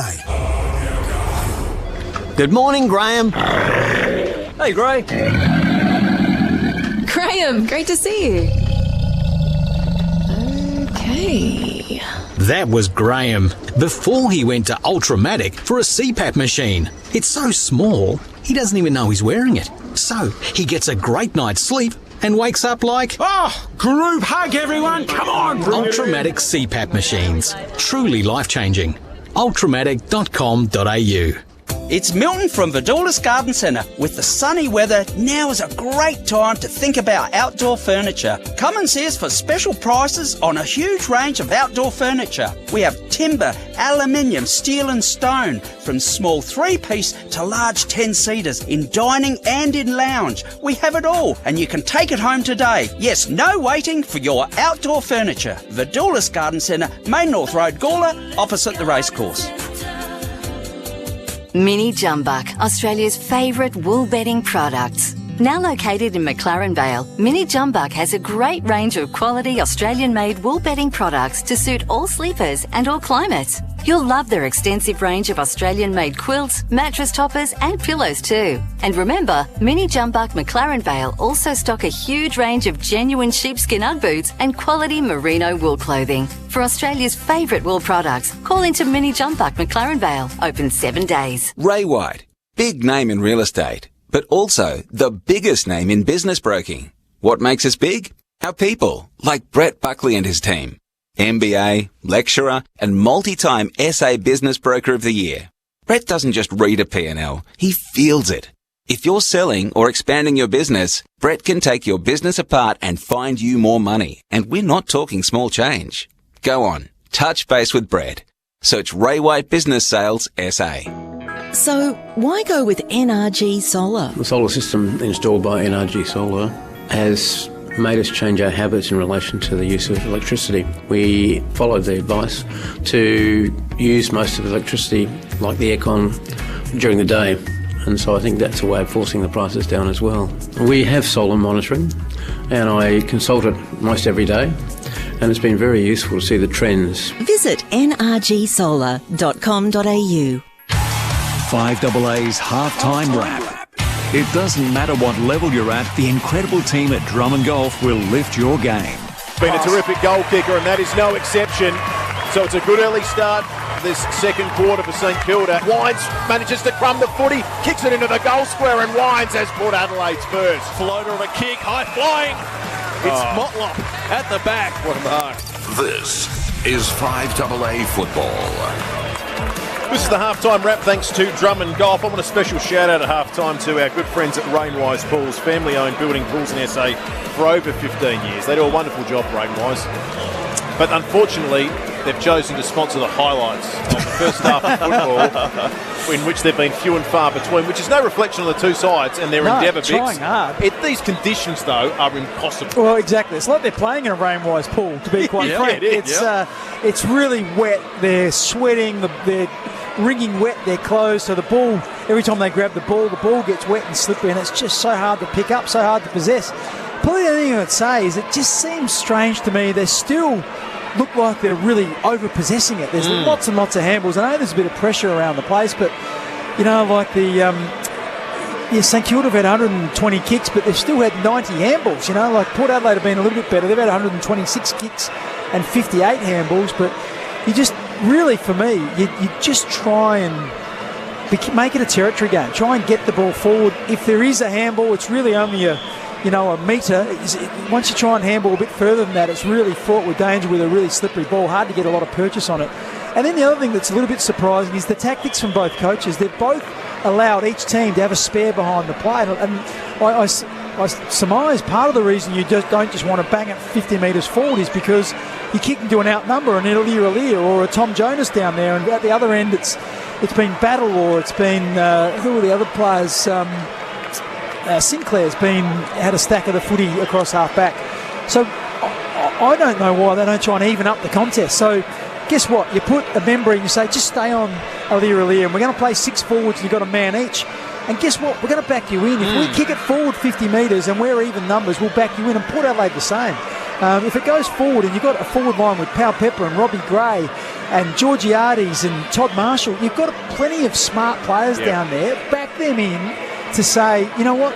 We actually think that if it's 6 on 6, we think you're going to get your share and we're going to back you in. And similarly around the midfield, we're going to say as well, it's going to be even numbers. We can't send one of our half forwards up to the contest to give you that extra number to help you win stoppage. Travis and Connor Rosie and the other midfielders, you've got to get it done for us. So, you're really putting a lot of trust and you're backing your team in to do it better.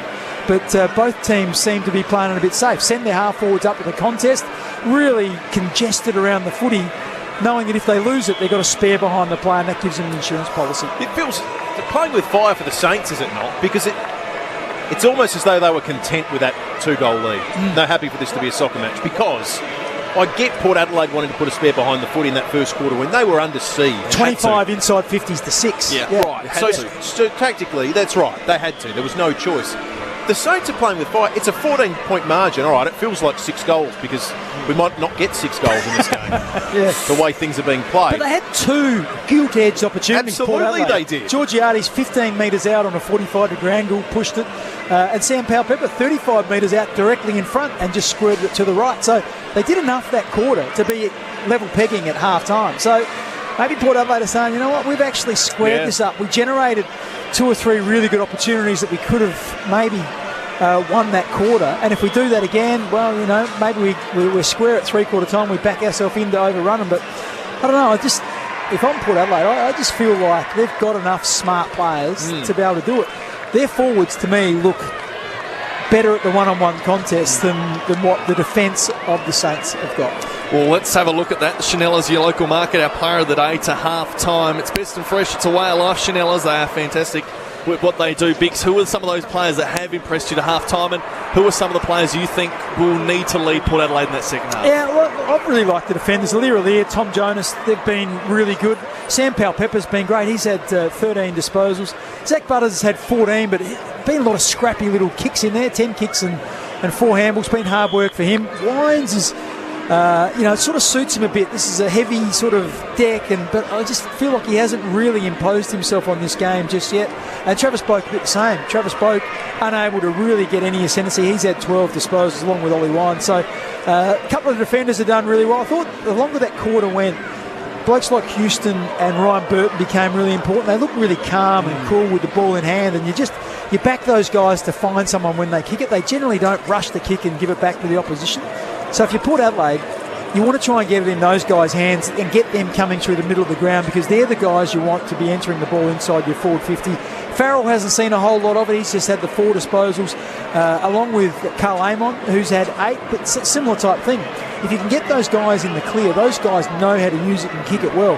I feel like the Saints have tried to generate, and probably have, more disposals for Wanganeen, Miller and also Brad Hill. They're their kickers, and they've tended to be able to get it in their hands a bit more than what the Port Adelaide have been able to get it inside their kickers' hands. It is 14 points the margin at Kazali Stadium. This is the halftime wrap, thanks to Drummond Golf. 5AA's halftime wrap. It doesn't matter what level you're at, the incredible team at Drummond Golf will lift your game. This is 5AA football. Hi Australia, my name is Robbie Cruz from Melbourne Victory Football Club. Mate has been voted by Aussies for having the most satisfied NBN customers in Australia by CanStar Blues 2021 Satisfaction Awards. Mate scored 5 stars in 5 categories, beating all its competitors. If you want award-winning Aussie service together with great value and simply great internet, Mate's got your back. Search Mate online to find out more. With so many colours, styles and designs available, it's difficult to choose the best flooring for your home and lifestyle. With the Choices Flooring What's Your Lifestyle sale, you can download our lifestyle collection catalogues. Whether your look is coastal, suburban, inner city or country, there's over 100 pages packed full of ideas and savings to find the right flooring style for your lifestyle. Choices Flooring, the floor you've been searching for.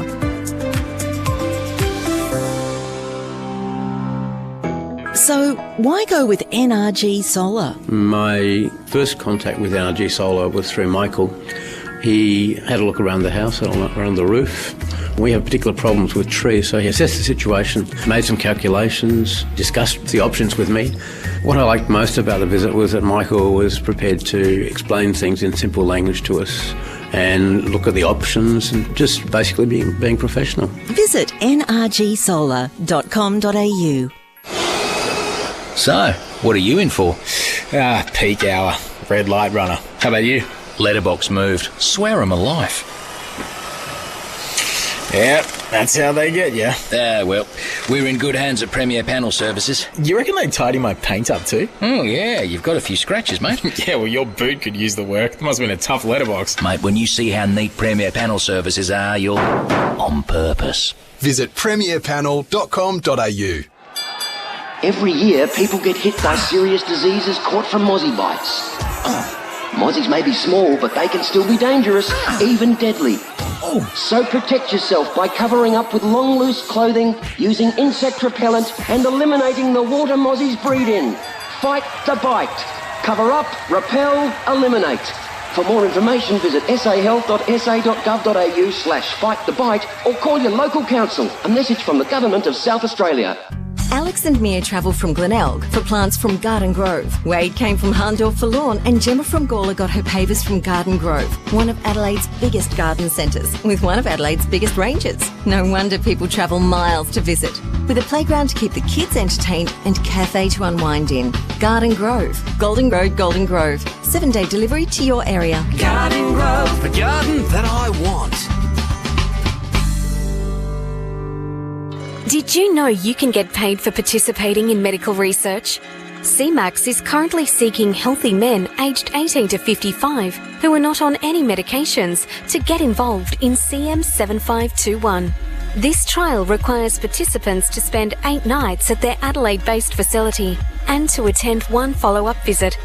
Are you ready to be part of the change? Find out more at cmax.com.au. That's cmax.com.au. This quarter brought to you by Gliderol Garage Doors, adding strength, safety and style to South Australian homes for over 40 years. Gliderol.com.au. This is 5AA Football. Halftime wrap thanks to Drummond Golf. Some cracking games today. Melbourne got over Hawthorn by 10 points earlier. Of course, the big one was at Geelong where Fremantle held on. Winners by 3 points there. And the other game that's on tonight, Carlton and North Melbourne, somewhat of a contest, 8 points the margin at half-time here at Gazaley Stadium in Cairns. St Kilda by 14 points. Port Adelaide, by virtue of scoring being so difficult, well and truly in the game. Bix, we've just seen some shots of Ken Hinkley in the rooms addressing his side.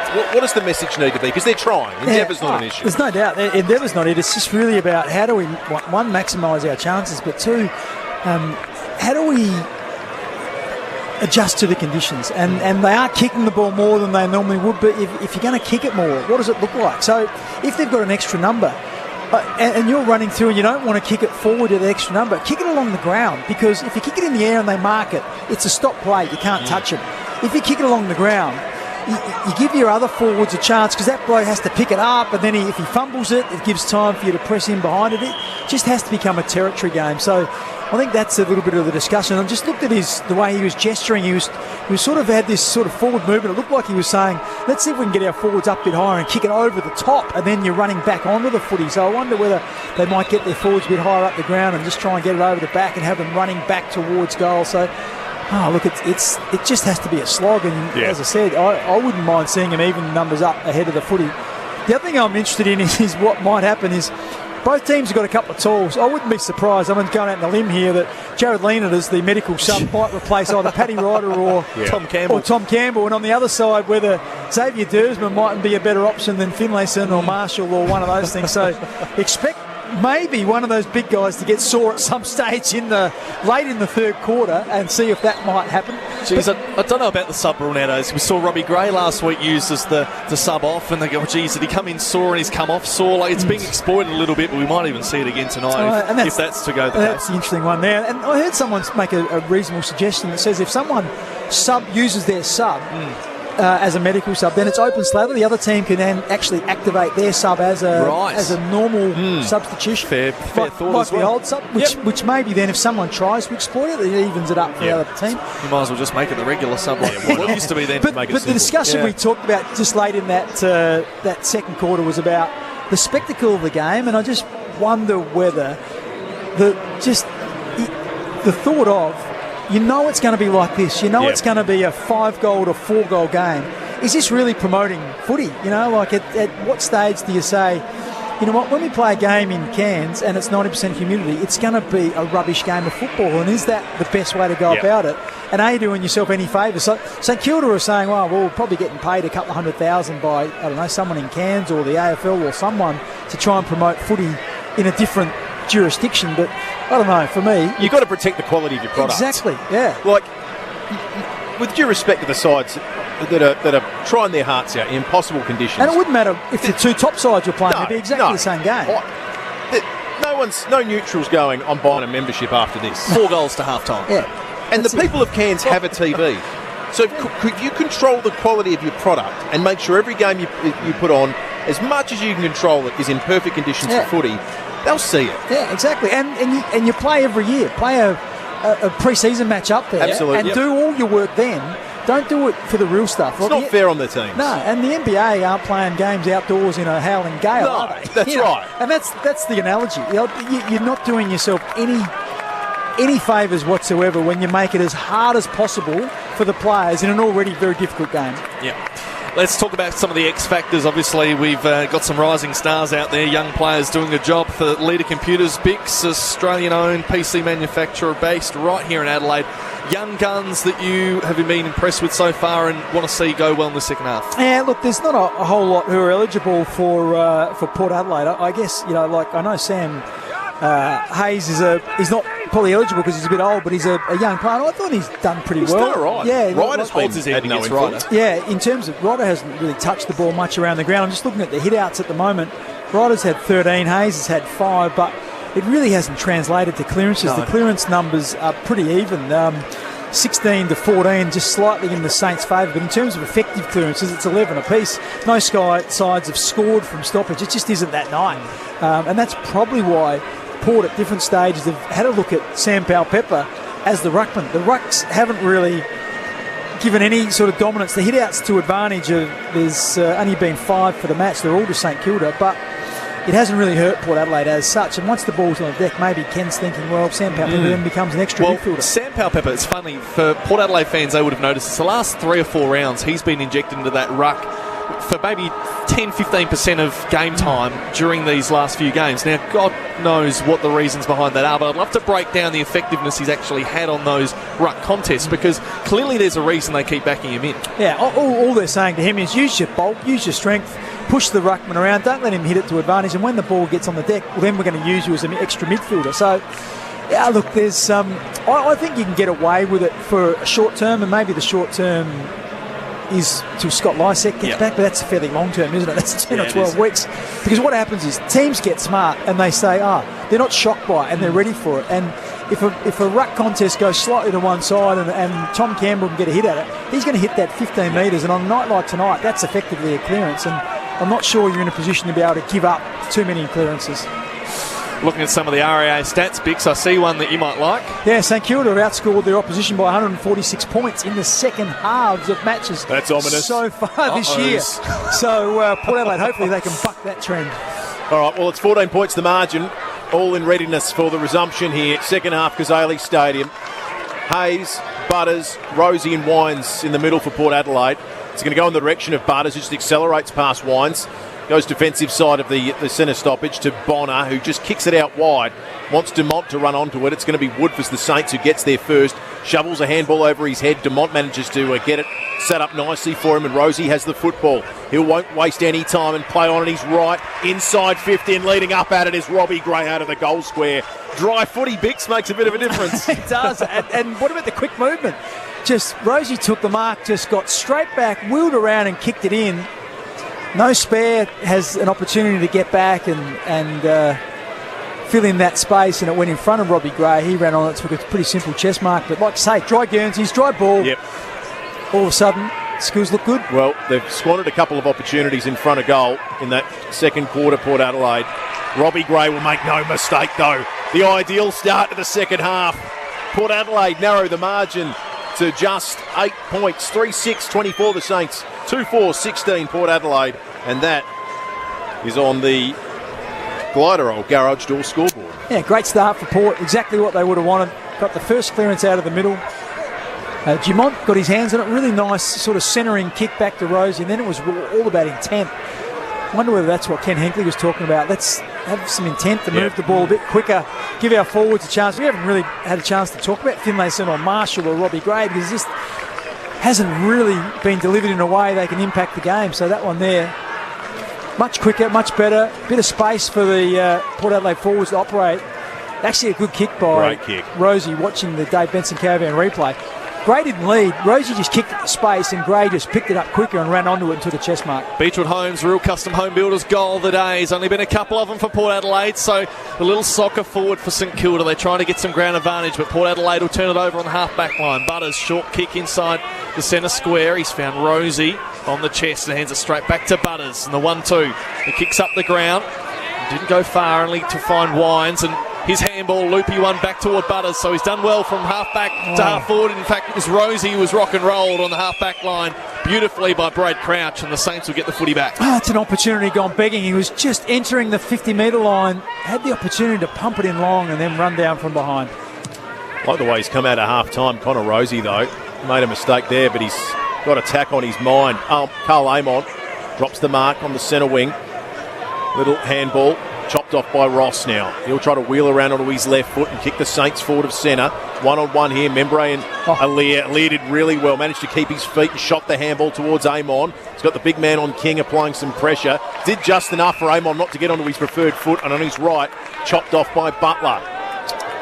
Saints' first opportunity to go inside forward 50 in the second half. Butler kicks it up to the point of the square. Sitting underneath it, Hill. It's going to dribble to the goal line, and Dumont, desperate work, diving to spoil it through for just the one behind.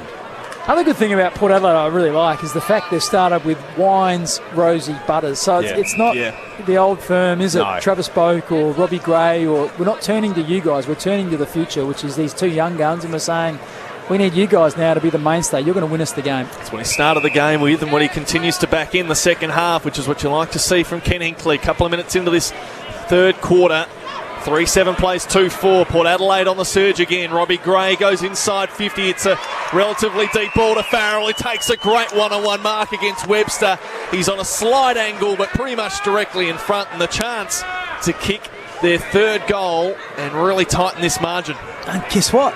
Robbie Gray wins it, bangs it forward, and it's a 2-on-2. It's so much harder as a defender when you've got a man to worry about and you've got the ball to worry about. It's really tough, and looks like maybe Port Adelaide have evened those numbers up and you'd love the ball in this man's hands. Here's a beautiful kick. So Kane Farrell had a goal last week against West Coast in his return game from his ACL. He's back in front of goal again, and he slotted it. Port Adelaide are on the way back. 3-4-22, plays 3-7-25. It's back to a 3-point ball game. Early stages in this third quarter. That's on the Gliderol Garage Door scoreboard. Yeah, they come out really well, haven't they, Port Adelaide? And got their hands on it around stoppage. Robbie Gray's looked sharp. He's kicked the goal himself, and then he crumbed the ball after a really good contest from Todd Marshall. Brought it to ground against two opposition players. Gray was clean off hands, banged it forward. It was pretty much an indiscriminate kick, but that's what can happen. Farrell one-on-one, 30 metres out from goal, lost his man, took a chest mark, kicked the goal. The lesson of that first half, Bix, isn't it, that you're better off going quickly and it being a little bit shabby than trying to finesse it. Speed's better than precision in these sorts of conditions. It's a good kick by Farrell. He is. If you ever had a textbook about what a kicking action looks like, have a look at Kane Farrell. Hayes and Ryder back in the middle. Willem Drew just paddles it back to Wines. They're going to get another clearance here through Rosie. Thought about a bounce, but just burst away and drove Port Adelaide inside 50. Big fist came front and centre. Georgiades. Now Gray's got it. Another touch. Shoots a little handball to Georgiades. He did really well to get it to Finlayson. Now Boak. He's got a man on his hammer. Just did enough to disturb him. Then Wilkie. Desperate kick out of defence. It's going to come back in, you imagine, though, because Burton's chopped it off. Little around the corner kick. Made it difficult for Amon and Rosie. Looked like they spoilt one another there. Well, it's going to be a free kick. It's going to go Port Adelaide's way to Carl Amon. They're on top here, Port Adelaide. They're all over them. Certainly are. They're starting to hum now. Top of the goal square. Comes to ground. Ollie Wines is there. Was he caught high? He had his head over the footy. Umpire's blown the whistle. He's gone down and he's acting a little bit. Might win an Oscar for that. We'll ball it up. About 15 metres out from goal. 3-point ball game. Good contest from Marshall. He wanted to win the footy on the Dave Benson Caravans replay. So Drew tries to pick up a slippery ball. Ross does better. Brad Crouch gets the clearance away for the Saints, but it's cut off by Darcy Byrne-Jones, who's about 70 out. Decides to go short. Now they're 60 out with Houston. Not a whole lot of movement inside 50. It's very stagnant, so need to find someone to present. Instead, he just bangs it long to the hot spot in hope they can find someone to mark at the back. It won't do. It'll just fall into the pocket. Robbie Gray falls over the footy and will throw it in by the left-hand goalpost. 3 points the difference. Gliderol Garage Door scoreboard. Robbie Gray just asked the question there. He was trying to soccer it, and he was dived across to the smother and maybe just took his legs, and whether that might have been a free kick. Probably by the letter of the law it is. Not a great law, but no, by the letter of it. Saints under siege here. This feels like the first quarter in reverse. Port Adelaide well on top. Saints desperate. Clearing kick up the wing. Alir underneath it. Fisted it down to Byrne-Jones. Demont applies a tough tackle on Hill. Give that an Adelaide Explodes concrete tough tackle. Just the third quarter stats, thanks to RA. Inside 50s, 5-1 in Port Adelaide's favour. Disposals, 30-10. Wow. Free kick to Demont. Hold the ball. So we'll go deep inside, attacking 50 for Port again. Up flies Marshall. Motlop front and centre. Umpire's pulled out a free kick here. It's going to go St Kilda's way. Unrealistic? Looked pretty realistic to me. Yeah, absolutely. So Patton has it for the Saints, who suddenly just looking for a way to relieve a little bit of the pressure. Short kick will do that. They'll just take the speed out of it slowly. Mason Wood has it, still inside defensive 50. Umpire says time to get moving. So Wood will kick it out towards the sanctuary of the centre wing boundary line. Campbell over the back. Now Byrne-Jones runs onto it. He was just zoning off and gets it to Houston. Port Adelaide with the answers at the moment. Saints look rattled. Port have come out with intent, and Houston can drive them forward again on his right foot. Left hand, half forward flank. Big contest here. Battle. Did he force Finlayson out illegally? No, he took the mark and the Saints will go away with it. So they will. Maybe an unrealistic fly there as well. Umpire's found a whistle. Copped another one. He's got a big cut under the eye too. Geez, had a tough night. He has. He copped one in the midriff and now he's got one over the left eyebrow.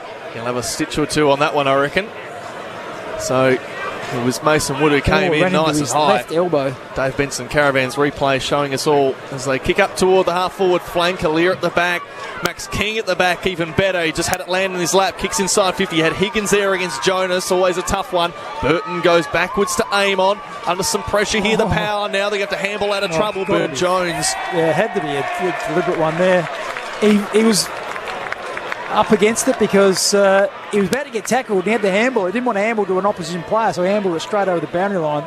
So at least he's made it a difficult shot. Dan Butler, wrong side for a right footer, right up against the fence, so he's going to have to either do a check side or pass it off. So see how he goes here. Dan Butler, it's going to be quite the kick if he can. Goes the check side.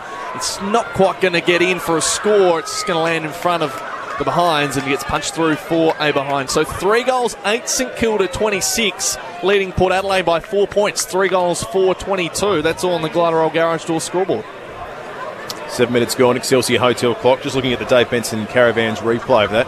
It's as blatant as they come as far as deliberates go, but in the end, made it a tough shot and goal in these sorts of conditions. So Port to come out with it and go right up the middle of Kazali Stadium, coming across. It's Ben Long who will win the free kick. That's disappointing, isn't it? You get a kick out and you just don't get a contest on that. Long, Sinclair, inside 50, hits Ryder, and it's going to result in a shot on goal for St Kilda. 45 metres out directly in front. So just explaining that, Burton plays on, kicks it right down the middle, and it's far enough away from all the Port Adelaide players that Long ends up getting a pretty much an uncontested mark. There was a late contact that created a free kick, but how or why it doesn't go to one or two players, your ruckman, your key position players, to be able to give you that contest is baffling. There's 3 touches and a behind for Paddy Ryder. It's been a quiet return thus far. This will make him feel better. The contact he makes is pretty reasonable, but it's fading late, and it'll be just another behind.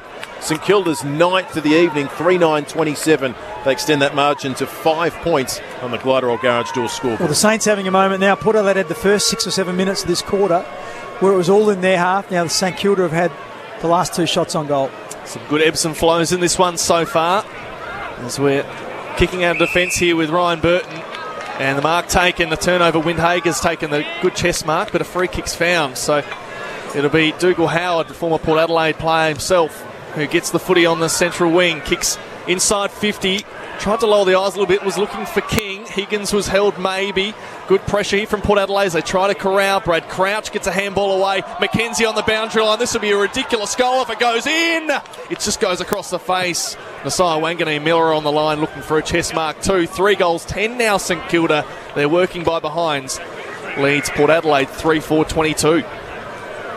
It's just going to be 1 or 2 special things from someone, isn't it? It's going to split this game open. If you get it down your end, it stays there. Yeah, exactly. And it just, you need a bit of brilliance, a contested mark, a handball or a bit of play that is able to get it in your half and then someone to finish it for you. Burn-Jones, Motlop, and now Dumont. Precision footwork from Port Adelaide. They've moved it in the defensive goal square to the half-back flank. Motlop has it now inboard. It's going to look to go even more attacking, and there's been a free kick pulled out at this marking contest. It's going to go Port Adelaide's way, so they have managed to shift from defence to attack, which is the most difficult thing to achieve at the moment. And Georgiades on his right kicks it up towards a spot where Todd Marshall flies 30 metres from goal. Connor Rosie on hands and knees, got a foot to it, goes in a second time. He's wrapped up. We'll get a bounce down 25, 30 metres out from Port Adelaide's goal. So the numbers for Todd Marshall haven't been great tonight. He's only had the 3 disposals, but he's competed really well. He hasn't been outmarked at all. He's really playing that Charlie Dixon role, and he's not really equipped to do that, but he's been really good tonight. High 1-on-1 contest and well finished there from Cleary on the broadcast wing, centre wing. And moves it along through Houston. Port Adelaide winning the uncontested possession count pretty heavily so far in this third term. They've been working the ball really well so far as they enter inside 50 again. It's going to be about 40 from goal, just lands in front of Dumont, and then Rosie taps it forward. Finlayson, he's got a bit of a tough task in front of him as he taps it out to Drew, finds Georgiades by hand who couldn't hold on to it. Motlop got a foot to it as well. Dougal Howard with some space hands it off to Long in the back pocket, and a nice short kick to Nasiah Wanganeen Miller, who's on half back defensive flank, plays on quickly, short kick up the wing and hits Hill. He bisected 4 kick. Port Adelaide players who were zoning off and found Hill right in the middle. Beautiful skills, and that's what's opened it up really for St Kilda now. They'll go inside 50, so they've managed to transition the football. Aaliyah coming across to help out. It was Higgins who was the marking target, so Port Adelaide always favoured. Amon good at ground level to Aaliyah, and now Marshall on the way out. Ball moving a little bit more freely this quarter. I don't know the science of precipitation and humidity, Bix, but you're the weather guy. You tell me. Can it get drier over the course of the evening? Or? I'm not sure. Maybe the teams have adjusted the conditions a bit better this quarter because it is moving. And maybe with all the points, maybe when a point is kicked, the ball goes over the fence, they grab a dry ball out of the ball bag. That's why. And we've seen how many points this quarter? About 5 or 6. So maybe the ball is just a little bit drier more often. That's why Puritap pay the big bucks. Oh, yes. That's Mark Bickley. Easy to feel you're running on empty. Stay hydrated with Puritap. Back inside 54, the Saints. Cleary will see it out in front of King. He's done a good job, Cleary, after being he himself under all sorts of pressure in that first quarter. And it did look really ominous, didn't it?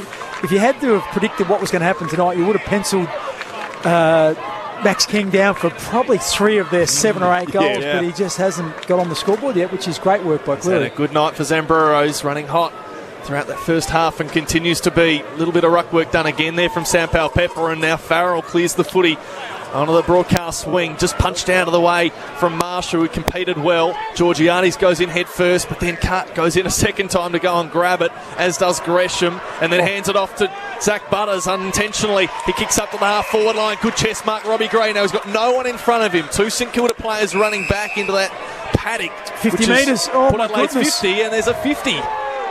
So big penalty at this time of the game. Robbie Gray will square the game up with the margin only 6 points to the favour of the Saints. This is a big blow. I have to watch that again on the Dave Benson Caravan replay. I'm only guessing that someone ran through the protected zone. Everyone was racing to get back. That's the shortest 50 I've ever seen. He's now put about 10 metres out from goal. Relatively 45-degree angle here, so he's going to have to do a bit of work.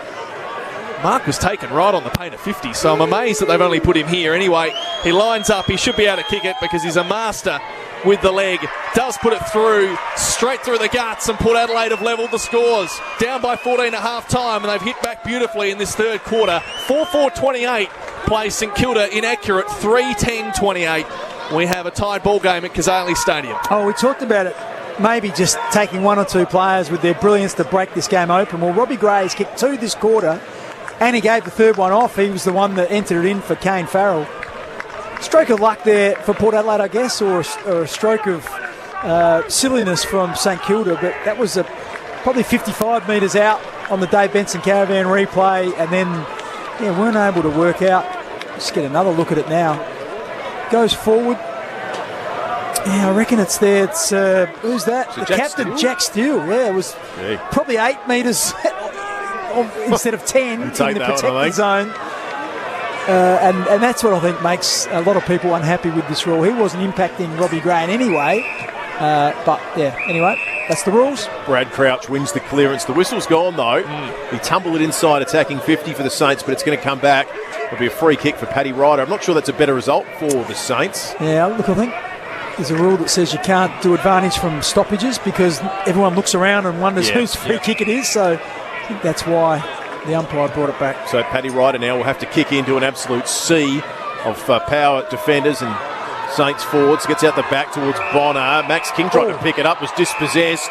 Is it holding the ball or is he done holding the man? It's going to go Max King's way. Well, he had the ball, and then when he was tackled, it was dispossessed, and then he was sort of dumped afterwards. Maybe just held on just a fraction too long by Bonner. Max King with an opportunity to restore that 6-point lead for the Saints. Yeah, watching it a third time. As he went to pick it up, it was dislodged, and then, of course, Riley Bonner didn't know that. He's in the midst of tackling, and then he dumps him into the turf when he doesn't have the footy. He's already got one, King. This will be his second, and he has missed from about 15 metres out on a slight angle. That's a real let-off. And Tug, as you mentioned, the Saints have been accurate. 14 scoring shots for 3 goals. They lead by 1 point. Gliderol Garage Doors, strength, safety and style. Gliderol.com.au. They've let them in this quarter, Bix. 4 behinds to Port Adelaide's 3 goals. So that's been the difference since half-time. And now it's only a 1-point ball game, but they will go back in again as Winhager spins around looking for an option. He's got Higgins all on his own, just leading out directly in front of goal. It was like 30 metres of no one around him, and he just ran into the space and marked. Well, that often happens when there's a kick-in because everyone is going to their positions. They have set plays for kick-ins. And when it doesn't work, you're a long way away from your man, and you have often trouble quickly recovering your position. And that one there, Higgins all on his own, and good kick by the Saints. So directly in front, The umpire moves a long way again. They've kicked 5 behinds for the term. Higgins has 1 goal too. That was 30 metres out, dead in front. Saints could be kicking themselves out of this game. I noticed that Tom Jonas, who was in the goal square, he ran straight out, pointed at Ryan Burton and said, "You did the kick in," after fluffing at the last one. Well, let's see how they go with this one. Burton goes one way, back the other. Now he's going to come out to this Bonner, it is. The near side. In fact, you're right, it is Bonner on his left. He's gone up the middle again. That's attacking. Sinclair wins it for St Kilda, so it's going to go back inside 50. Alair's sitting underneath it, just scooped it in the direction of Butters. Now Bonner does really well. That was clean to Boak, and Houston will kick it out towards the interchange gates. There's a foot race on here.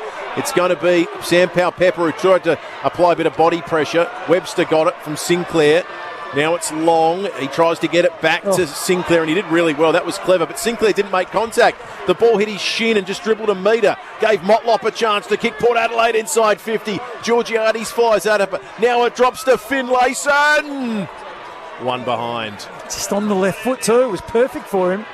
He's worked it back a little way from right to left, as Finlayson's going to be asked to leave the ground, I reckon, with the blood rule. Is he? No? Got blood still streaming out of him, streaming all over his face. Perhaps the umpire didn't see it. I heard the whistle and thought maybe he was going to ask him to go off, but he's out there still. So Patton out of defensive goal square, kicks long up toward Hill and Alair. Mismatch again. Darcy Byrne-Jones scoops a handball out to Houston, who's just does really well to keep it in, but then his handball to Farrell was pretty poor and went about 2 metres to his right. So 6.5 minutes to go, Excelsior Hotel clock. We've got not long to go until 3/4 time. It's St Kilda leading Port Adelaide by 1 solitary point in a game which is low scoring but high intensity. Huge stakes for both teams, isn't it? Absolutely. Saints looking to keep their run going and maybe consolidate a spot in the top 4. Port Adelaide trying to keep get their season back on track. So this is huge at the minute. So a little toe poke out, hopefully to the advantage of the Saints, but it only goes back the other way. High ball, I think it's Gray that got under it, and then Seb Ross takes a nice mark on the chest going back. So we've got about 6 minutes remaining in this third quarter on the Excelsior Hotel clock. St Kilda in possession of the football. Hill with a really attacking kick. He set a real task as this Port Adelaide plays ever in the middle of the ground. Long comes through and gives away the free kick to Powell-Pepper. Moves it on quickly to Dumont. And then on his right foot, knows that speed is of the essence with the ball greasy at the moment. Worked it out towards Marshall. Shorts it to Byrne-Jones. Centre wing out of side. They'll just slow it up momentarily and he'll go back out towards that left-hand half-forward flank. Port Adelaide happy just to soak up a bit of possession. I think the reason they're slowing it up is because Todd Marshall was up on the wing and he had the ball in his hand. They need him ahead of the footy to give him that contest. Pure Tap special comments. Mark Bickley inside 50 now. Big pack converges on it. Front and centre is Boak. Tries to work it back towards goal. Patton picks it up. Hill's got it just inside the boundary. Desperation kick. Throws it on the boot. Says anywhere but inside 50. Up towards Membre. Won well by Winhagen. He kicks it on his right to a one-on-one. That might soon become a two-on-one because Higgins is coming. Paddle to not to his advantage. It's been paddled into the forward pocket. That looks like it might be deliberate all day from Ryan Burton, who could feel the heat coming from behind him and had no real option. Exactly. It was it was the lesser of two evils because he was up against it, and he actually got in front of Gresham and was able to stop him running into the open goal, but he knew he was outnumbered 2-1 and just the boundary line was his only salvation. So 5 behind this quarter. St Kilda. Now Gresham tucked up against the boundary line. Will run inboard and kick on his left, and Gresham has made it behind number 6. Oh boy, this is another heart stopper, isn't it, if you're a Power fan? Like every shot on goal, every slippery ball going forward, it's just the consequences seem so huge for every one of them. So Gresham now, I think, with 3 behinds for the night, so he's having a bit of an inaccurate one as well, adding to the tally. 3-13 St Kilda. So that again, 3 goals, 13. Port Adelaide 4-5. 31 plays 29 with only 4.5 minutes to go till 3/4 time. The power kick up toward the wing. Wilkie was under it at the back there for St Kilda. Was he holding the man? I think he was. Willem Drew was grabbed without the footy. And he comes back and has a free kick right in front of the interchange benches. Goes short to try and centre the ball up through Houston. He goes all the way into the centre square. Brilliantly finds Bonner. And now he goes forward on the 45 kick. Port Adelaide about 70 from home. Farrell, a really good left boot. Sends it in toward the pocket. He's got a few teammates there. Gray was the target. Sinclair with a little handball out to Patton. And they'll try and get it out through the ground. A worm-burning kick. Didn't go very far. Little handball back. Hill just try and beats a couple of power players through tackles and evades brilliantly. Great footwork. Just speed wins everything. And the kick toward Membre wasn't great. It just hit off his chest and came off. And now it's bumbling around on the forward 50. Chance here for Wines. Handball's back to Drew. Goes toward Boak. He held on with it with that glove of his. Goes on the right boot. High ball to the hot spot. They all converge together. Just drops short by the feet. No one wanted it really. And then coming through is Marshall with a handball over back to Boak. It's a little bit of chaos footy at the moment, and a kick forward there from Mackenzie. Tries to clear away toward the boundary line, and Houston and Mackenzie connect. Everyone wanted it to go out, but it's not going to go there. They're going to have to keep playing. Wilkie now to Sinclair. St Kilda with a clean possession. He was dealt with after he got rid of it, but the umpire says it's okay. Now in a one-on-one, it's Gresham. Is he going to win a free kick here, Gresham? He just sort of leant in with his head. That was a little bit soft, and Burton gave it away. Inside the middle of Ghazali Stadium to Hill. Gresham ran for him, but it's going to come back out towards the wing on the near side. Late in this third quarter. Goal either way. As we've been saying right through that AB huge. Ross's kick was good, but dropping what he should have marked was Windhagen. Back to Ross on his left. Feigns a handball. Now decides to kick. Touched off the boot, says the umpire. Perhaps that put Higgins off because he dropped what he should have taken. Then Aaliyah. Pinpoint accuracy. Good kick coming out of defence. That was terrific, Aaliyah. Hits Burn-Jones. Everyone takes a breath for a moment.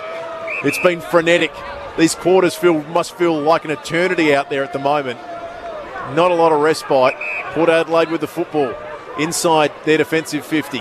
It's Jonas on his right. Kicks up towards centre wing. Fisted away by Finlayson. Came up. Made a contest. He did well and will get a boundary throw in just in front of the interchange gates. Yeah, it's like pulling teeth at the moment. It looks so easy sitting here watching it, but clearly the ball is so slippery. Even the most fundamental of basic skills are really difficult for the players. So Hayes with the ruck work, a little punch down. Patton, I think it was with Mackenzie, just slapped it forward, and now Wines for Port Adelaide tries to get it on the boot. He just socketed it forward, but it went straight out of bounds on the full. Just didn't realise he had a bit of extra time. The player who was chasing him had peeled off to follow another Port Adelaide player, and he tried to kick it out of mid-air, and it went almost at right angles out of bounds on the full when he could have picked it up and drilled it forward. So only 2 minutes to go. 5AA footy thanks to Furio Milk. It's punched out of bounds by Darcy Burn-Jones. Port Adelaide trail by 2 points.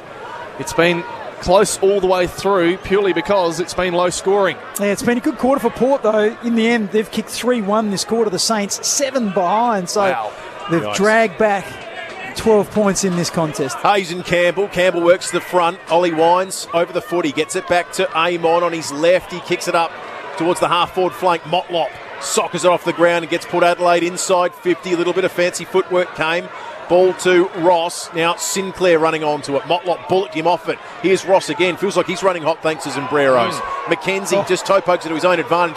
Oh, that looked every bit the EPL there, the way he just threw the arms out and said, I've gone down. Give me something. Inside 50 go Port Adelaide. Fisted away. Drew will get there, but not before Patton. Then Farrell wasn't able to get it cleanly. Robbie Gray, good tackle. Was that rewarded? No, says the umpire. St Kilda, they're desperately defending. Sinclair just wills it forward towards the wing. It's Port with the numbers though. Wines with a good attacking handball. Boat now will kick it up to a really dangerous spot. 2-on-2 situation, but at ground level St Kilda have the extra number. Robbie Gray was cleaner than everyone. Slung in the tackle, so he just handballs it up in the air. Georgiades spins out of trouble. Sells a little bit of candy. Motlop up against the boundary. Wants to open up the angle, and Motlop has kicked another behind.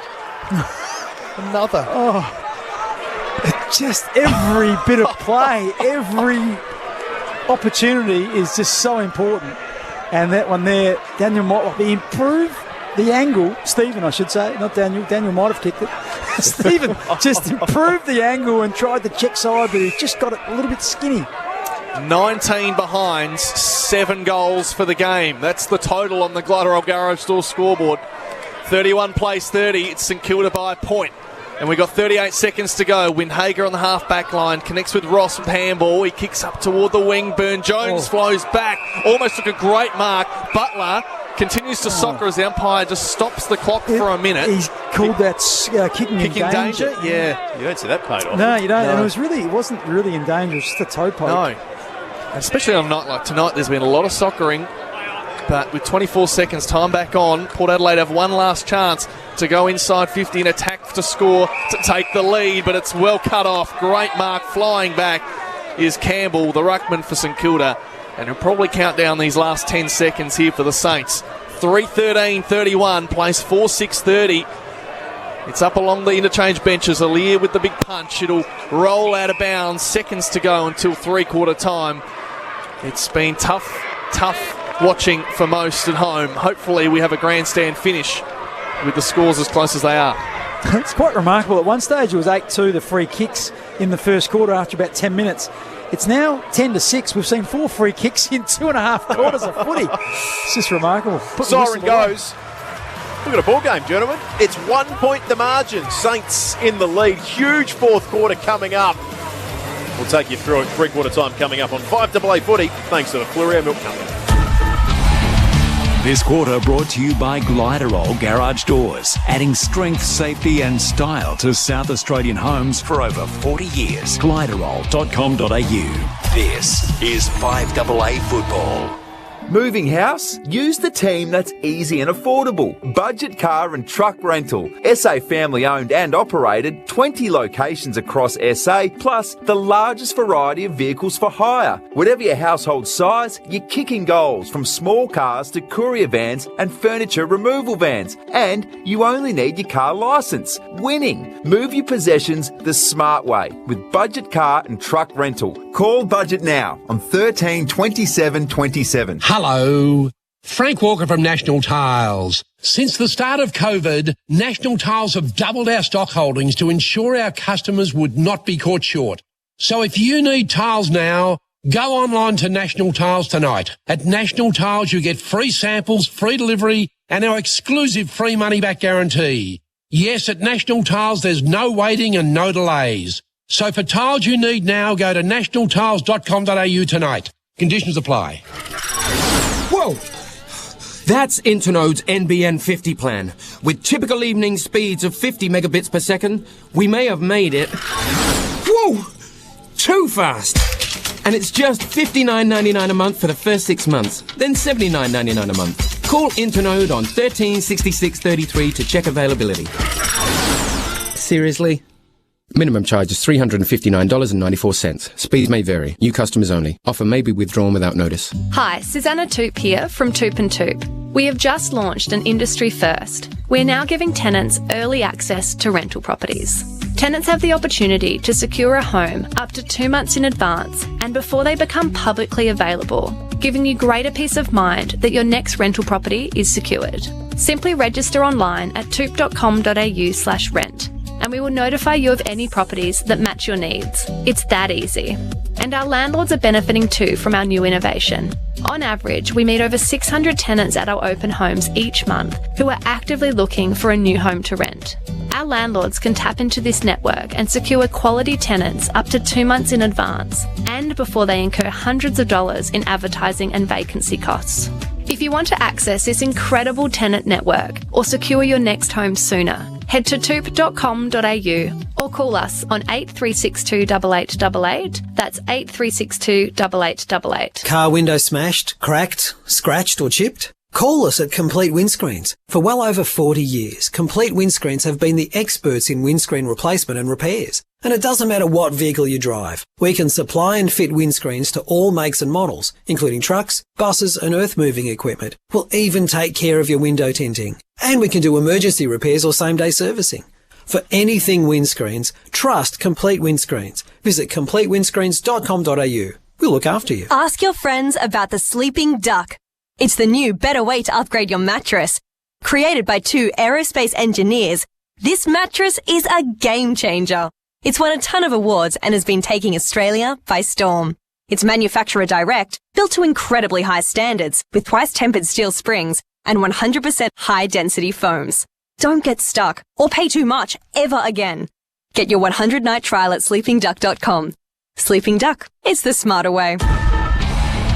This quarter brought to you by Cheapest Chips. Live cheaper with Cheapest Chips. Shop their hot buys in this week's catalogue in-store or online. Robbie Gray will make no mistake though. The ideal start to the second half.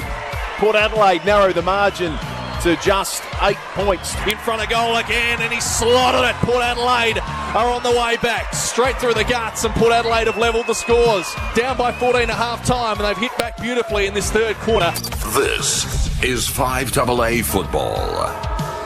5AA footy, thanks to the Fluria Milk Company. Couple of goals of the day from Beechwood Homes there. They've been slim pickings. They've taken some kicking. They might want to do behinds next time there's a Cairns fixture, I think, the good people at Beechwood Homes, because we've seen plenty of those. But it'll take a goal in this last quarter to win it, and might only be one. Either way, we're 1 point the margin on the cheapest chips scoreboard. And Port Adelaide are well and truly in a game that at quarter time, you've got to say, there was some real danger they were going to get blown out this evening. Yeah, and we talked about their ability just to hold up. Alir, Tom Jonas, Tom Cleary, all those guys down there. Darcy Byrne-Jones. Who else was there? Burton's been good, Bonner's been okay. Yep. But that kept them in it. And then they slowly turned the tide in the second quarter, and they squared off and they evened that quarter up. And then in the third quarter, that's when it started to happen for them. They were able to kick 3 goals in that third quarter. The Saints weren't able to get one. Inaccuracy cost the Saints. The Saints kicked 7 behinds that quarter from 14 entries. Port Adelaide from there, 11 entries, kicked 3 goals too. So just much more efficient. Robbie Gray was the architect of all of that. He kicked 2 himself. He also set up the third goal for Kane Farrell. So in a game where there's so few goals kicked, and Port Adelaide have kicked 4, Robbie Gray has manufactured 3 of them. Yeah, he's certainly been the X factor in that third quarter, and we'll see what comes out of the fourth. Speaking of injuries, not really a whole lot to report for Western Hospital at three-quarter time. Finn Layson's had a little bit of an issue once or twice. It looked like he got winded and a little cut above the eye. He's got a split. That'll be fixed up, and I think Jade Gresham was the same. He went off.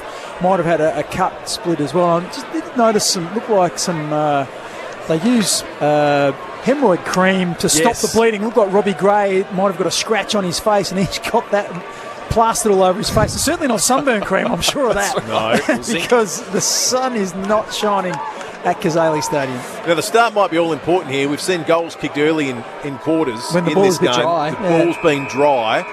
You get a stoppage, you get a clearance, and this might be as good as an opportunity and as you get. And the Saints would have horrible memories of what happened to them last year, where I think it was Riley Thilthorpe kicked one over his head and got the chocolates for Adelaide very late, so the Saints would be hoping. Medical sub activated for Port Adelaide. Dersma's into the game. Georgiades is out of the game, off the back of the centre bounce.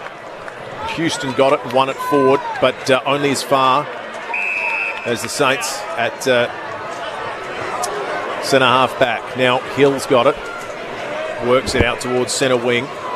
Mason Wood, left foot, up towards forward 50 for St Kilda. Houston just tried to paddle it to his advantage and able to get there. Got a good shepherd though. Now Brad Hill's on his 6 and manages to get him holding the ball. Oh, Houston just thought he had more time. It's unusual for Dan Houston because he really has that great composure, that sixth sense of when he's hot and when he needs to get it moving. That time was all awry. Out of exposed concrete, tough tackle, and the kick is just precision.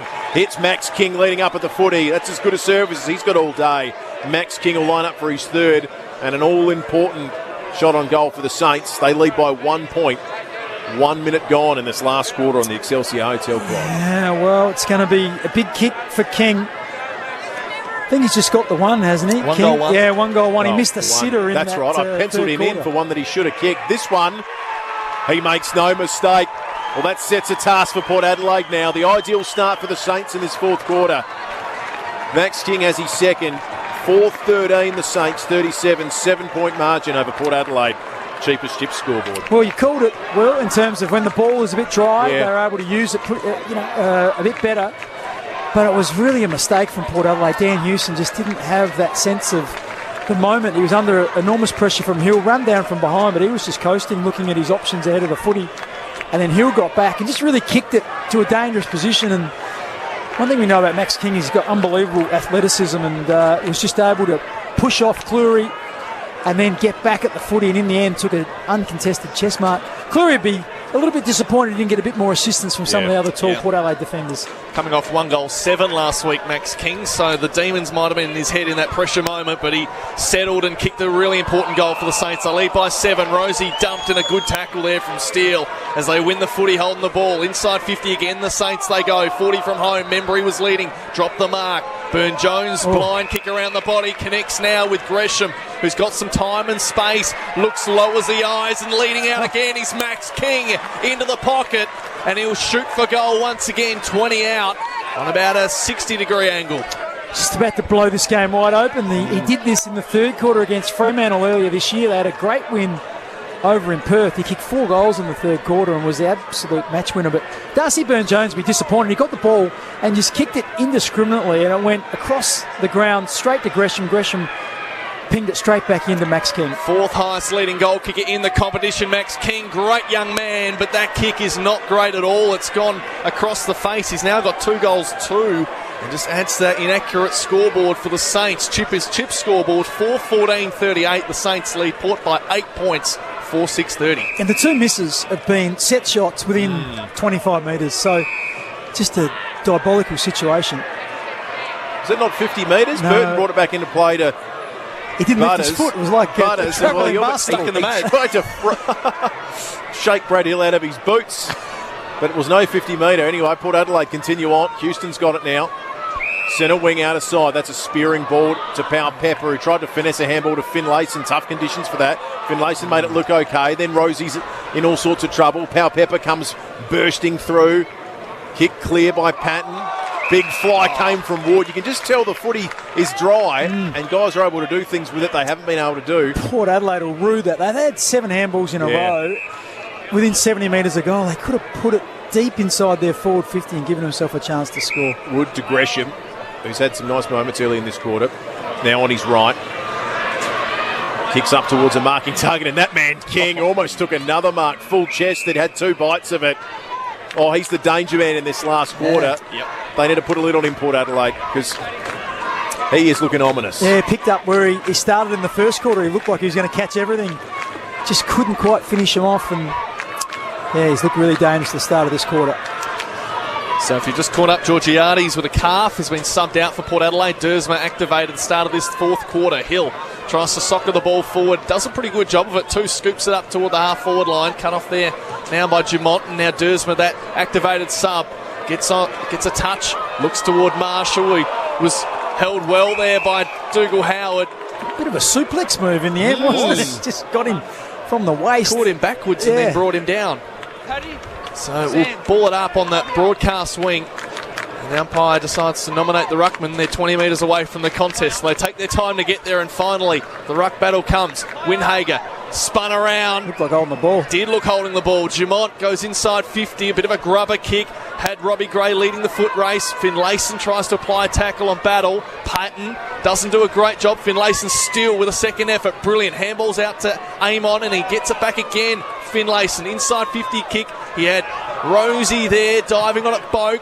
And now Sinclair with this exiting kick from defensive 50. Yeah, exits only as far as Jonas, who takes him again, real estate mark of the day. That was really good. Plays on quickly and drives Port Adelaide deep inside 50. Marshall had 2 to beat. Goes over all their heads. Robbie Gray sees it out.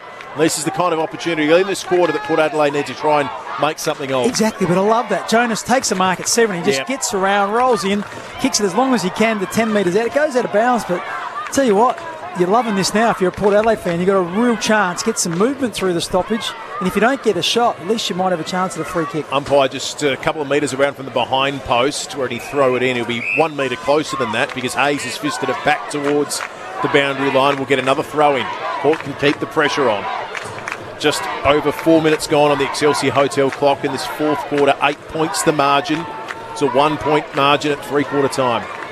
In the ball spins. It's Ryder who gets front position and just pats it away from goal. Rosie used his body well. Windhagen paddles it out of bounds. Rosie says surely deliberate. Umpire says we'll throw it in. Yeah, so they've just probably pinched about 25 metres there, the Saints. Good hit by Paddy Ryder.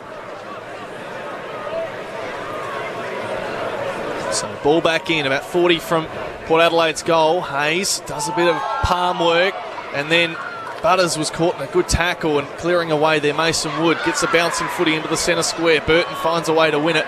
Handballs toward Boak, but it was at his ankles. Gets it back to Burton from 50. A floating ball. It's very inaccurate. It's out of bounds on the full.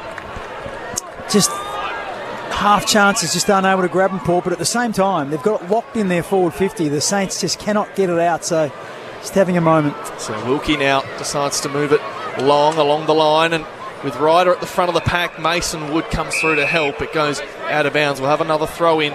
Yep, it was off the boot. Yeah, socketed it onto the foot of Paddy Ryder, then out of bounds on the full. Aim on to take it. So he rebounds straight back inside 50. It's a terrible kick. It's very low. Although it might work out for the Crummers here for the power. Robbie Gray tries to dive on it. Battle with a little toe poke.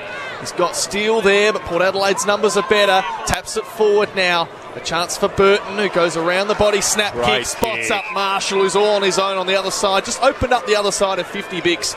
And now a chance for goal. But this has been the build-up, hasn't it? It's been the last 2 or 3 minutes. It's been in Port Adelaide's forward, probably 70, and the Saints haven't been able to clear it. And eventually you get it into the hands of a really good user like Burton. He's got half a metre to be able to direct it, and it finds Todd Marshall. And what a big kick for Marshall. We said that he's been doing a lot of the bullocking stuff, hasn't had a shot at goal, so chance to reward himself here. Clever kick indeed from Burton to set this one up, and this will bring it back within a kick. Marshall, 11 goals for the year. He's had a good season to date. He sets sail. Kick looks pretty good. It's there. Port Adelaide got their 5th, and it's back to a 2-point ball game. St Kilda 38, Port Adelaide 36. And with 14 minutes to go in this 4th quarter, things are getting interesting on the cheapest chip scoreboard. Yeah, and there's the difference. Brett Ratton must be sitting there pulling his hair out and saying, Max King, we love you. We love you getting the footy. We love you creating opportunities, but you've got to be able to finish them off. King misses one from 10 or 15 metres out, 4 or 5 minutes back. Then Port Adelaide get an opportunity. And Todd Marshall just went back and never deviated. It was a metre inside the left-hand post the whole way. And as I said, rewarded himself for a lot of the bullocking, hard work, created a lot of half chances. Hasn't been outmarked too often this afternoon or this evening.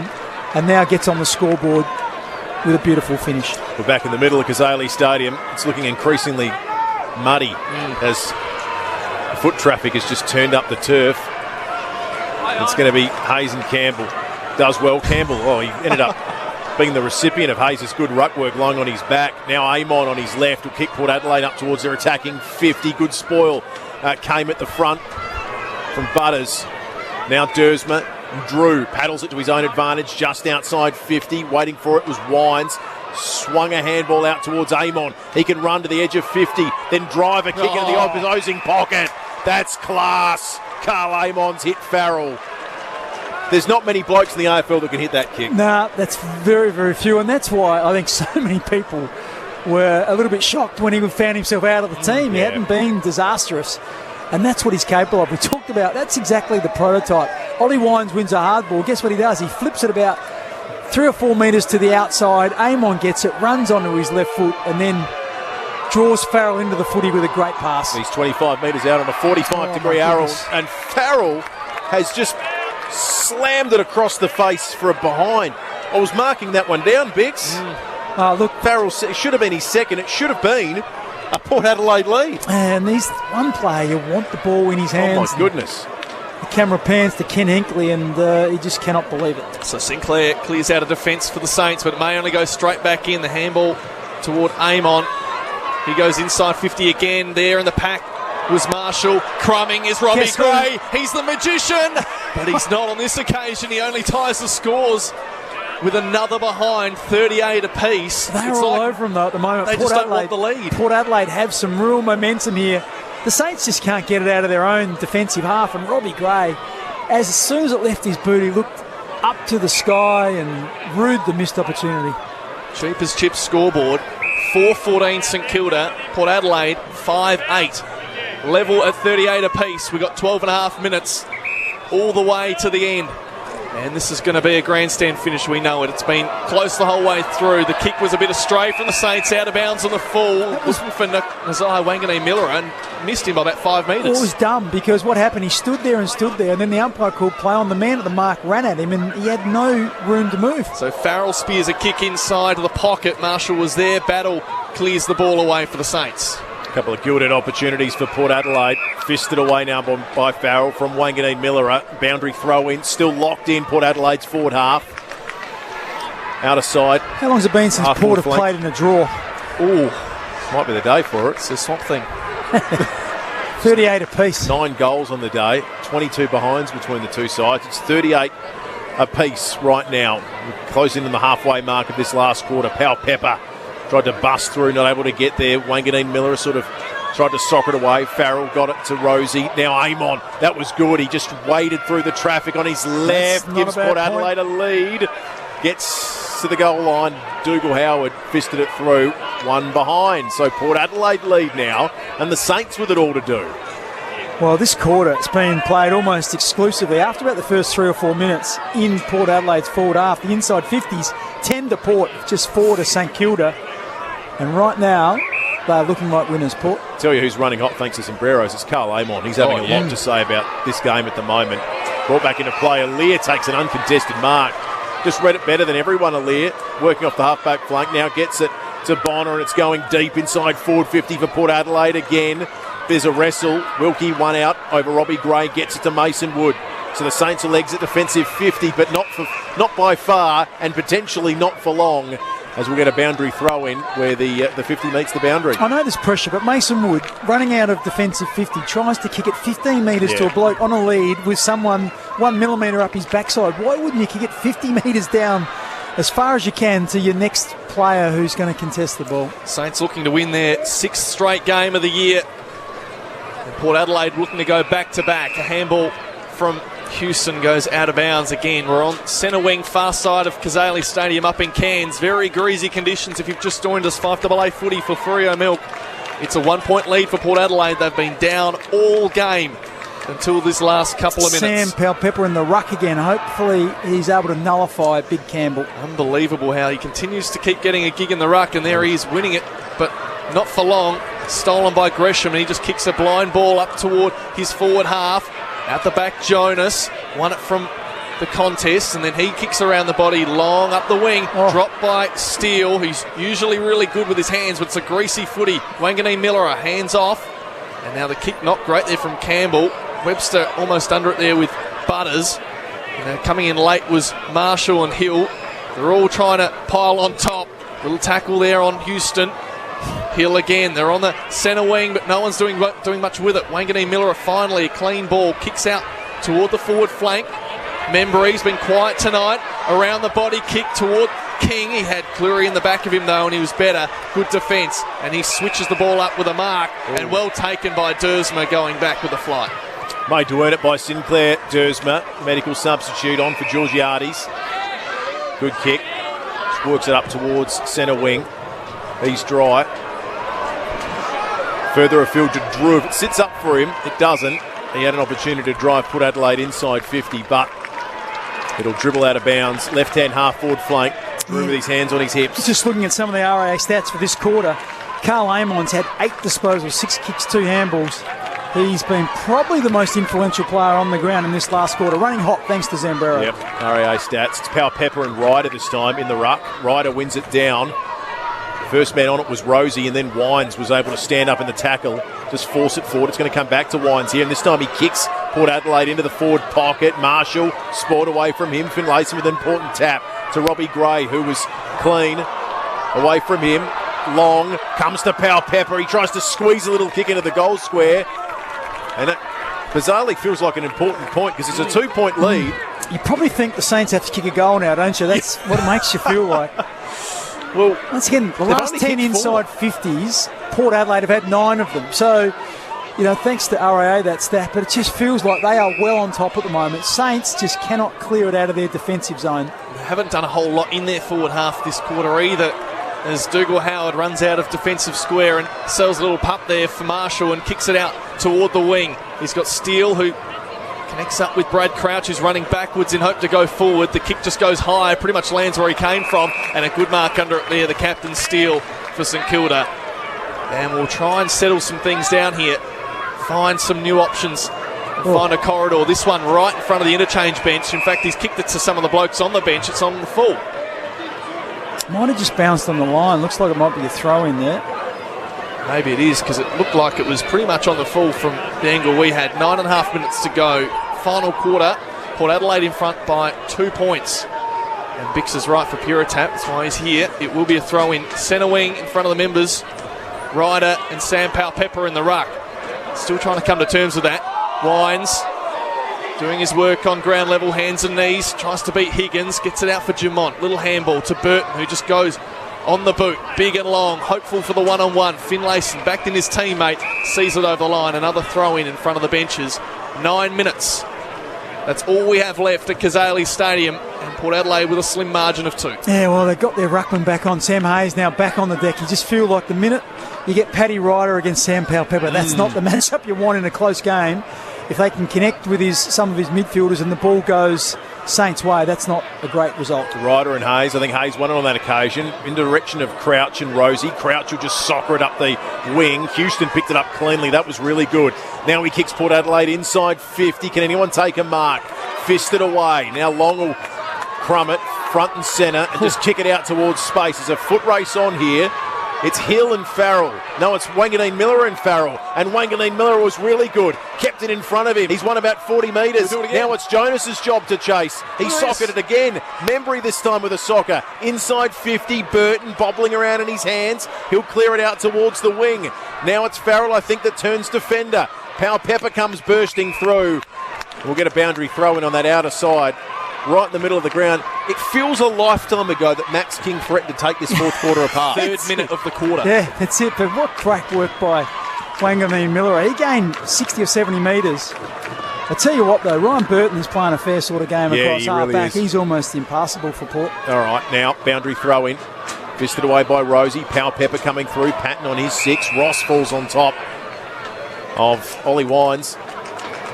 Grimacing there, Ollie Wines. He was. He might have worn that one in the ribs, Ollie.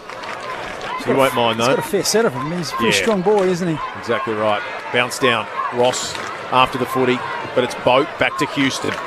On his right, getting deep into this fourth quarter now. 2 points the margin. Motlop and Long, and we'll get a boundary throw in. Half-forward flank for Port Adelaide. You just get this sense, though, that with 7 minutes 56 on the clock, once it gets to 3 or 4 minutes, it's really hard, to score a goal. And time becomes St Kilda's enemy. So Port Adelaide aren't far away from trying to ice this game, trying to slow it down and just lock the ball away. They have to take their opportunities. They've had 18 shots at goal, the Saints, and only kicked 4 goals, so they might be their own enemy. Higgins tries to tap it on for Butler. They're all working hard. They're on hands and knees. Jonas and Butler together on the Toyota logo. Far side of Kazali Stadium will ball it up again. Centre wing, 7:40 left on the Excelsior Hotel clock. In a minute, the Saints are going to have to play really aggressive, cutthroat footy and take the game on, and often that goes one of 2 ways. Here's the territory Graham being used again. Mason Wood tries to kick it up the ground to the flank.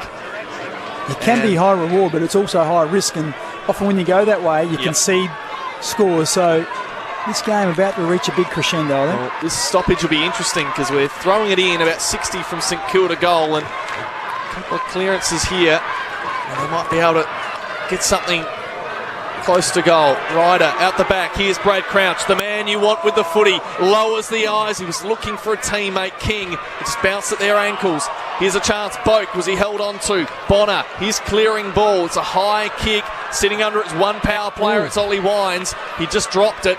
And now a chance for Ross. He's tackled as he goes over the boundary line. We'll return from the same spot we came from. 60 out from Saints goal. 7 minutes to go. It's Port Adelaide by 2 on the cheapest chip scoreboard. Well, Brad Crouch again, though. Brad Crouch breaking the 50-metre line and tries to hit a worm-burning pass 15 metres to King, who's got a bloke up his backside. I reckon you're just about within your rights to have a shot at goal, I think. Ryder wins it down. Farrell wasn't able to gather it, but dropped it onto his boot that gained Port some metres. Long spins around and doesn't make good contact. So pinballing around now.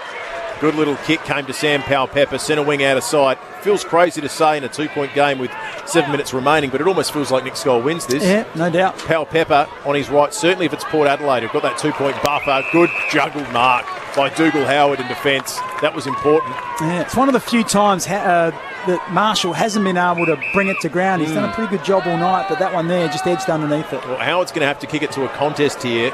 He wants to go attacking. He's dancing around a bit. Marshall applying good pressure. Oh, he's in all sorts of trouble, Howard. That was really good by Todd Marshall. Oh, he's locked it in. He smothered it off the boot, and suddenly what should have been a 50-50 contest down the wing turns into a boundary throw-in deep in that forward pocket. He's kicked it straight. He smothered it with his face. We gave him credit for smothering the ball. He's kicked it straight into his face. You can see the Sharon logo on his cheek. Whatever it takes. Whatever it takes. I'm giving him credit. expertly done, Todd Marshall. Ball spins back into play. I think it's going to be a free kick. Hayes, Ryder got rid of him, drops his head, and Hayes is going to line up to kick for goal, 45 metres out. And it's a more tricky than 45-degree angle. Just wondering, is there a Farrell or someone around him? He handballs it off. It's Bonner who gets onto his left. The contact, is it going to make the distance? It falls in the square. In the end, got out the back. Nobody got a hand on it, and it went through for a behind. 3 points the margin. Cheapest chip scoreboard. Port Adelaide 5-11-41. St Kilda 4-14-38. Live cheaper with Cheapest Chips. Shop in store, online now. Port Adelaide and St Kilda playing out a beauty here at Kazali's. Not that it's quality football, but it certainly is going to provide us with a close finish. Chance here for McKenzie to try and get away. He was tackled well on the half-back line. Wood spinning out of trouble. Wanganeen Miller, who's been excellent with skill all night long. And a short kick connects with Brad Crouch on the wing. He's an impressive young man, Wanganeen Miller. And you just feel like he's going to get better and better, don't you? So short kick to Steele on the 45. Can he open up the corridor or something here for St Kilda? It's very stagnant at the moment, and on the wing they'll continue to pursue that as they kick to the forward flank. Punching from behind Jonas. Maybe something in the back here for Membry. Uses the hand. Here's Wanganeen Miller. A little one that bounced in the goal square. It's inaccurate again. It's their 15th behind the night. The Saints edge closer, but only by one. It's a 2-point margin. 5 minutes to go. Cheapest Chips. Well, we've wrapped him up all night about his composure, and that one there, he had time. He just threw it on his boot. Ended up being a torpedo that dribbled along the ground. He didn't even try to kick the drop punt. He was in that much of a hurry to get rid of the ball. Burton brings it back into play, probably featuring the votes tonight, you'd think, but Mason Wood snaps it over his shoulder and back inside 50, drops just in front of Higgins, who can't control it. Socket away by Rosie. St Kilda set up a wall and it's going to come back in. Ross runs around onto his left foot and kicks it into the pocket. Max King brings it to ground, and it's seen over by Mason Wood. Outer side, forward pocket, we've got a boundary throw in. Imagine if Max King ends up with a shot on goal, a set shot. He's kicked 1-7 last week, he's kicked 2-2 tonight. Imagine how nervous he'd be standing over that footy. That might be his worst nightmare on the basis of how we've seen him line up for goals so far in this game. Deep in attack though for the Saints. Port have some defending to do. Hayes did well, got rid of Ryder, who he himself did really well. Handballs it to Higgins, snap on goal. Higgins has hit the post, I reckon. Tucked it to the near side, or did it hit the post? Yes. You're right, Bix, good eyes. Chiratap special comments, hits the post, and we're back to a 1-point margin. It's just when the ball gets inside your defensive 50, the opposition set up a wall, and it's just almost impossible to get it out. And Port Adelaide battling now to try and do that. So Higgins 1 goal 3, Max King 2 goals 2, Membry almost non-existent. So the forwards really need to step up in these pressure moments. 4 minutes 20 to go. 4 goals 16 St Kilda, and they're down by a point. Port Adelaide 41 plays 40. Here's Hill on the wing. He'll go back toward their forward line with a kick around the body. Looking for King, he just slid nicely to control it. Handball to Brad Crouch, who was tackled brilliantly by Houston. And now a little handball out toward McKenzie, who's got a little bit of space on the boundary line. Goes low as the eyes, but in front of his opponent was Burton, and takes a great mark in defence for Port Adelaide. I might be missing something, but why would you try and do a 15-metre pass when you're on the 50-metre line to a bloke in the pocket when you can put it to the top of the goal square? So long ball down the line from Houston. It's tapped back in St Kilda's advantage, and the handball through to Ross. Now pops up to the pocket. Who's there? Membry out the back. A chance here for O'Leary. Tacks it over. It's a rush behind, is it? They all asked the question. Their arms are out. I thought it hit the point post and was going to be out of bounds, which would have been a deliberate out of bounds, but now it's locked up. 41 points apiece. apiece. Scores a level, 41 apiece, 3.5 minutes to go. Well, which is probably a good result for the Saints, because this is the difficulty, getting it out after a behind. Bonner brings it back into play, kicks it as far as he can. Ryder hands to it. Boak at ground level. Was he infringed by Steele? Umpire says no. Ross just works it back to the numbers. Patton there. No one wants to bend down and pick it up, but Long gets it. And he gets it to Webster, who suddenly found some space, but it closed up quickly. His kick was smothered. Ross picked it up and just dribbles it inside 50. Aaliyah needs to be clean here. He did really well. He got it to Rosie. Rosie throws it on the boot inside 3 minutes on the Excelsior Hotel clock. Motlop did pretty well, but except the contact between boot and ball wasn't great. Now Ross has it again. That feels like his 5th touch in this passage of play. Brad Hill just soccers it inside 50. Oh, fortune favours the Braves. There's a shot on goal inside the goal squares. Higgins, it comes off of Burton. And it hits the post. They're in front. I don't think Burton knew where that football was. It bounced off his back and into the post, and St Kilda in their lead with the way that it makes perfect sense in the context of this game. They're 18th behind. 4:18 plays 5:11, 42 plays 41. Unbelievable. Footy back in the middle of the ground, and the real middle of the ground. Sinclair's coughed it up. Can Port Adelaide get something from here? Patton's kick smothered by Boak.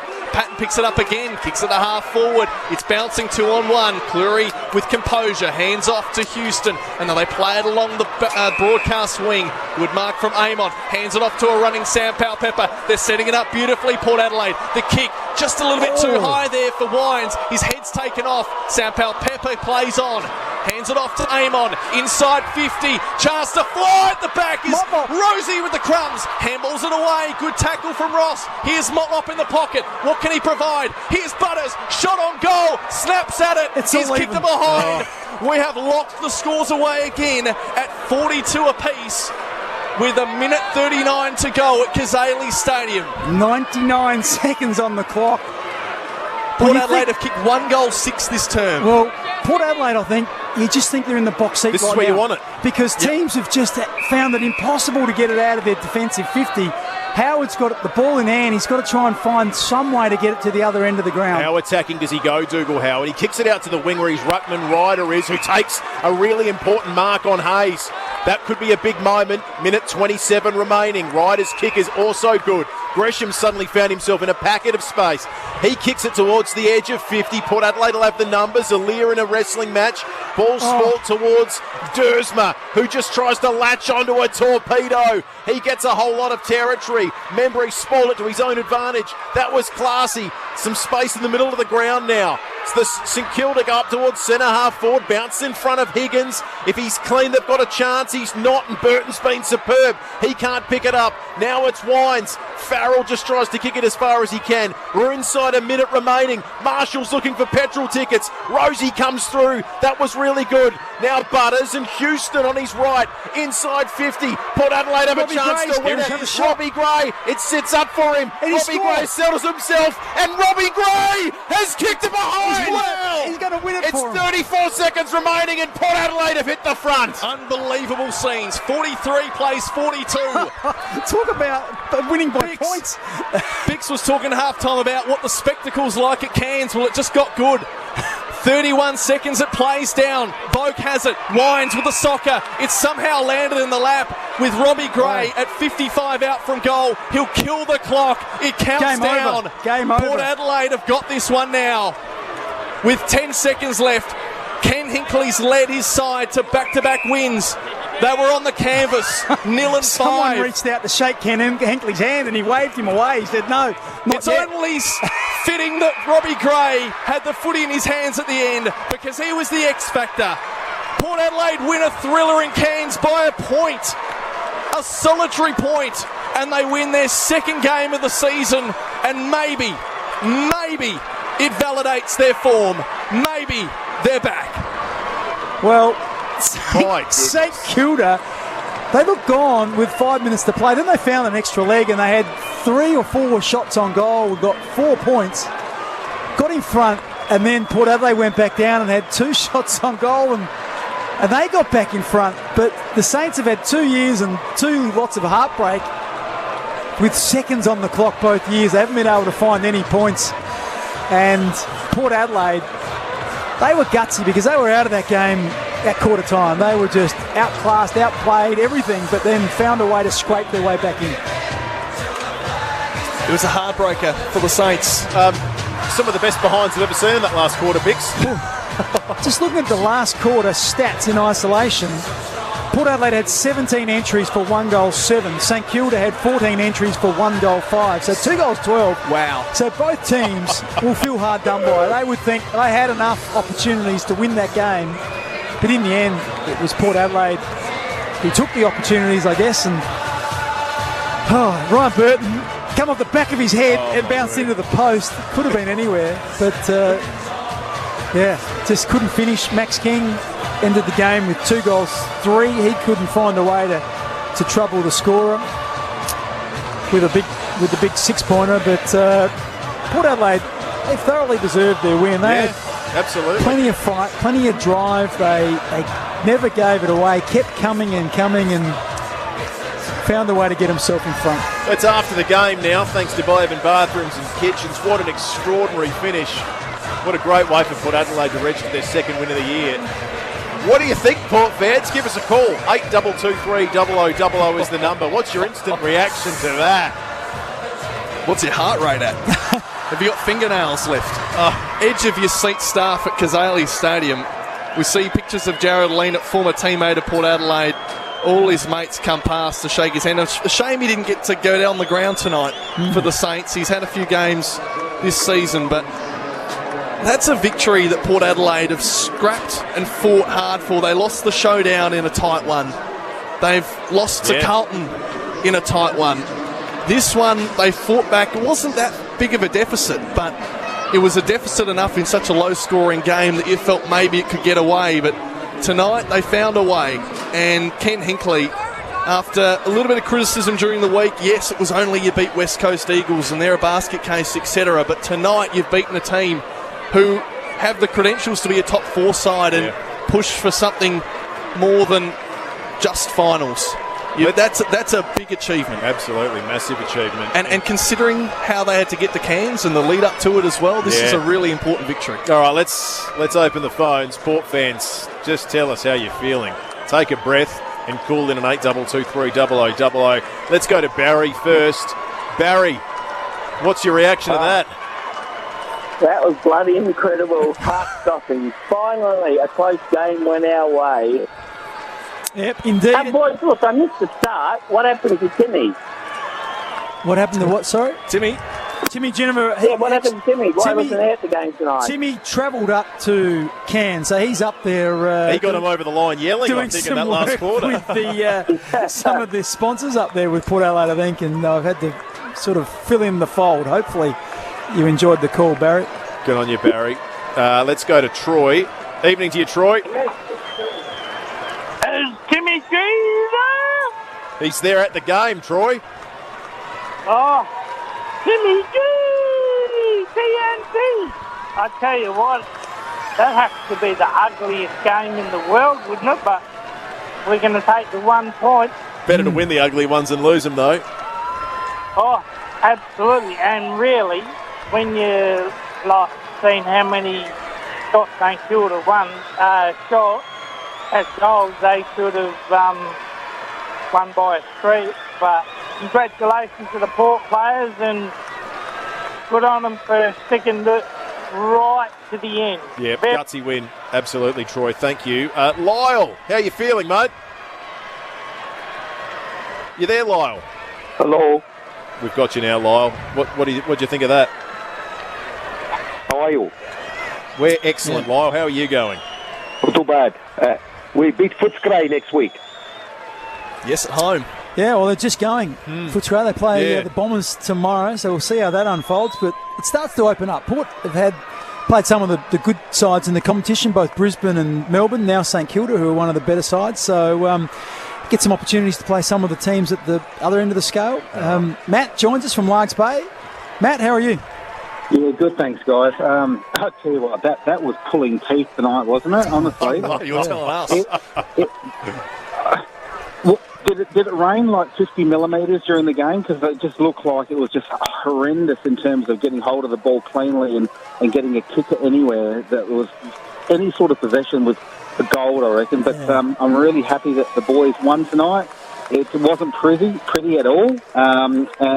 But hopefully they can take the momentum going into the next game. Thanks, guys. Good on you, Matt. Great call. Thank you. And I don't think Matt was being serious, but for those who may have just tuned in, it didn't rain. It was just the perspiration and the humidity at the Oval was just made it really, really slippery. If you just flicked on and had a look at the state of the jumpers, the shorts, and the middle of the ground, for all intents and purposes, it looks like a wet weather game. Exactly. It's just, You've had 20 mil of rain. Yeah. It's quite extraordinary. And we're watching the broadcast here, and just the scenes. Port Adelaide are really jubilant. Charlie Dixon's down on the ground. Ken Hinkley's there with Chris Davies. They're enjoying it. All the players have gone round to all the supporters, and it was packed out, I must say. There was a full crowd there, predominantly Saints supporters. So the Port fans have gone around and recognised the Port Adelaide supporters that are there.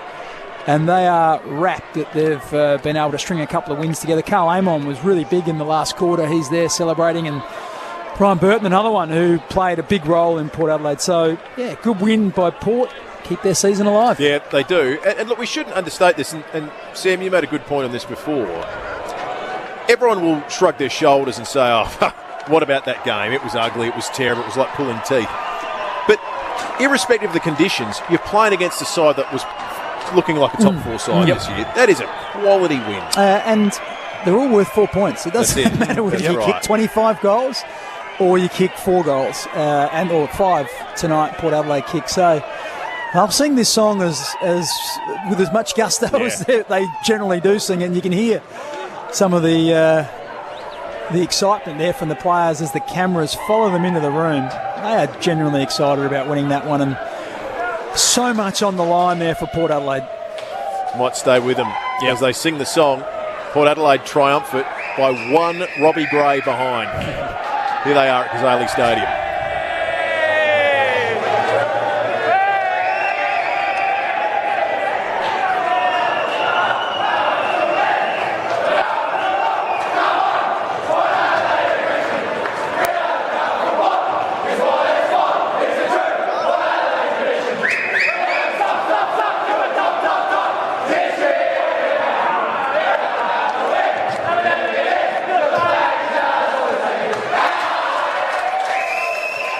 With what energy they had left, they sung it with gusto.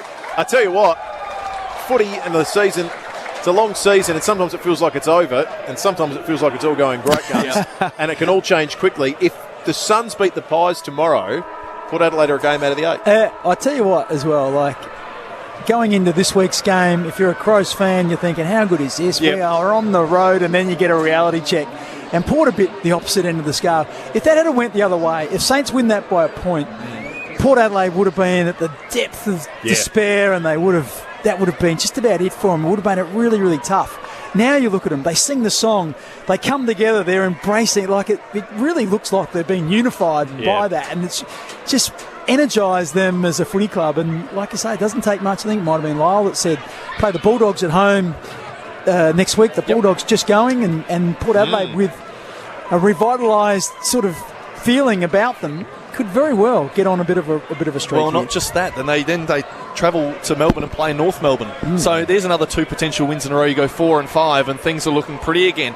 Peter from Para Hills has called in. How are you, Pete? Are you pumped with the result? Oh, you've got to be joking, of course, mate. And I'd rather win by a point than lose by a point, because it has happened. Yeah, but what a great super sub, Dersma. Oh, did he help just for the run? Yep. And is Sam Hayes eligible for the NAB Star? Because it wouldn't be unusual for a ruckman, but playing the games of the years, he could be get a NAB Star. I think he's too old, Peter. I think you've got to be under 21 years of age, and the fact that he's been on a list for 4 years, I think, 4 or 5. 4 or 5, it might just be a bit. The age bracket might be beyond him, but he's only played, obviously, 4 games. So we'll have a look at that for you, Peter. Thank you. Interesting comments as well. It's been a long time since St Kilda have really been able to get some wins against Port Adelaide. They've now won 11 of the last 12 against the Saints, so they've got the wood on them.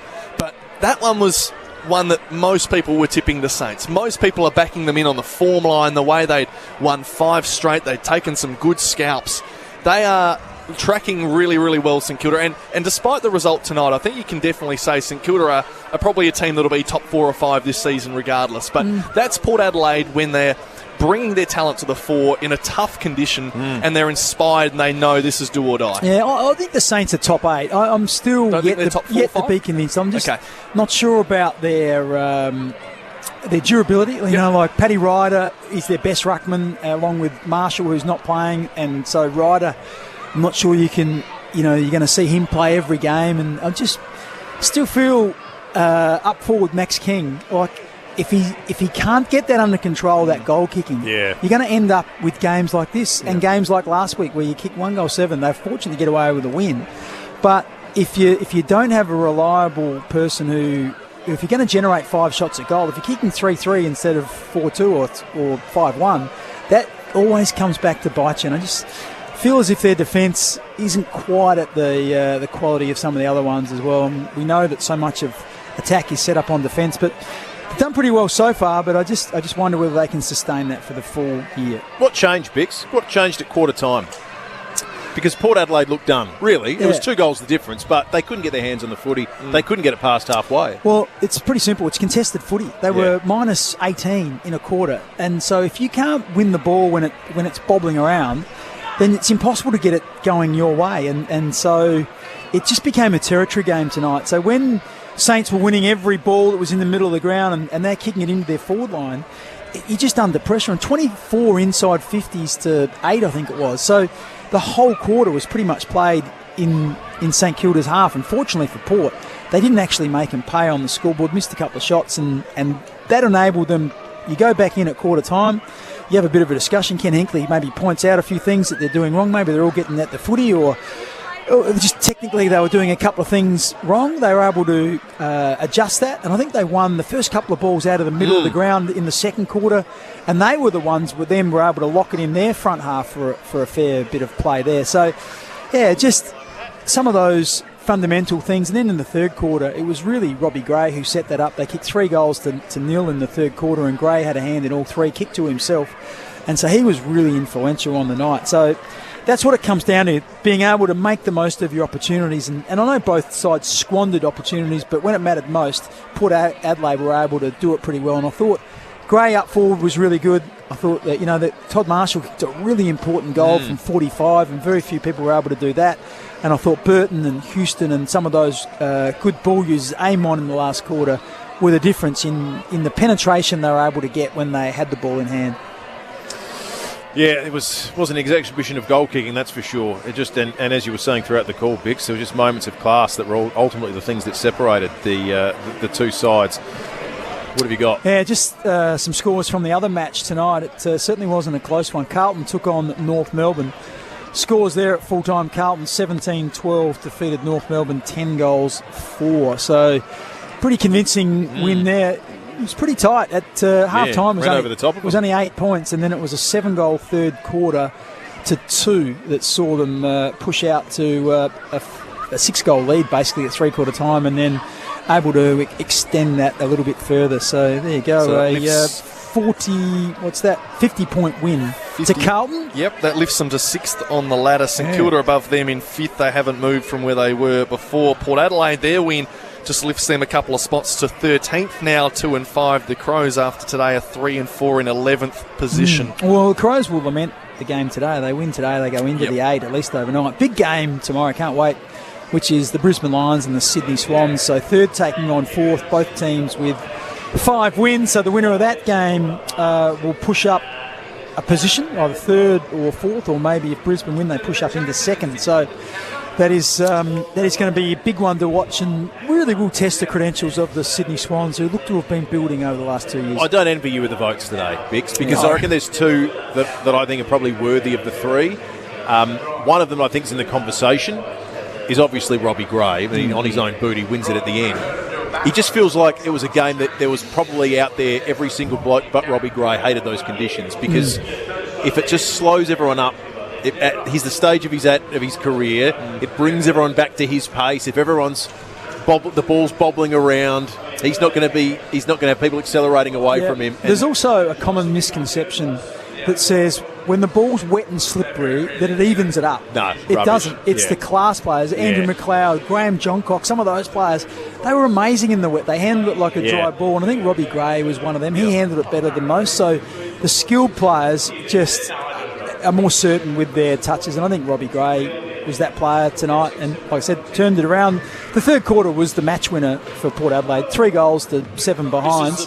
So that was the big quarter for Port Adelaide, and Robbie Gray was a star in that quarter. And then, of course, in the last quarter, there's a whole heap. We talked about Amon, we talked about Burton, and got better as the game went on. But even the first quarter, you could argue that Tom Jonas and Alir were really big in that first quarter when everything was happening around them, and they had to stand up and just hold sway while the momentum was against them. That was really important to Port Adelaide as well. And it's a good point you make about the skilled players standing out even more when it's like that, because you think of on the Saints side of things, it was a few of Wanganeen Miller's touches that you went, wow, that's a class above. Now, Jack Steele was a great player, but he didn't handle the ball at all tonight. He dropped 2 or 3 marks. Just wasn't really clean with it. But it was Brad Hill and it was Nazia Wanganeen Miller. And once again, they would pick it up, step inside 1 or 2 people. They were sure on their feet and then kick it 30 metres down the field and find a player. That's just invaluable in the conditions tonight. And, Robbie Gray I thought was really good. This is the post-game thanks to Bioban Bathrooms and Kitchens, your home renovation experts. Bioban.com.au. You can give us a call. 8223 0000, the open line. We're here till 10 o'clock. Speaking on Channel 7, I think it was, we've heard from Ollie Wines. Yeah, I don't think I'll be able to muster the words up at the moment. Incredibly proud of the boys to stick tough there. Look, our season didn't start the way we wanted to, and we've taken so many learnings out of that forward, and we've got 2 in a row now where no way known's back on track, but I think we're on the right track, and we're just got to keep plugging away.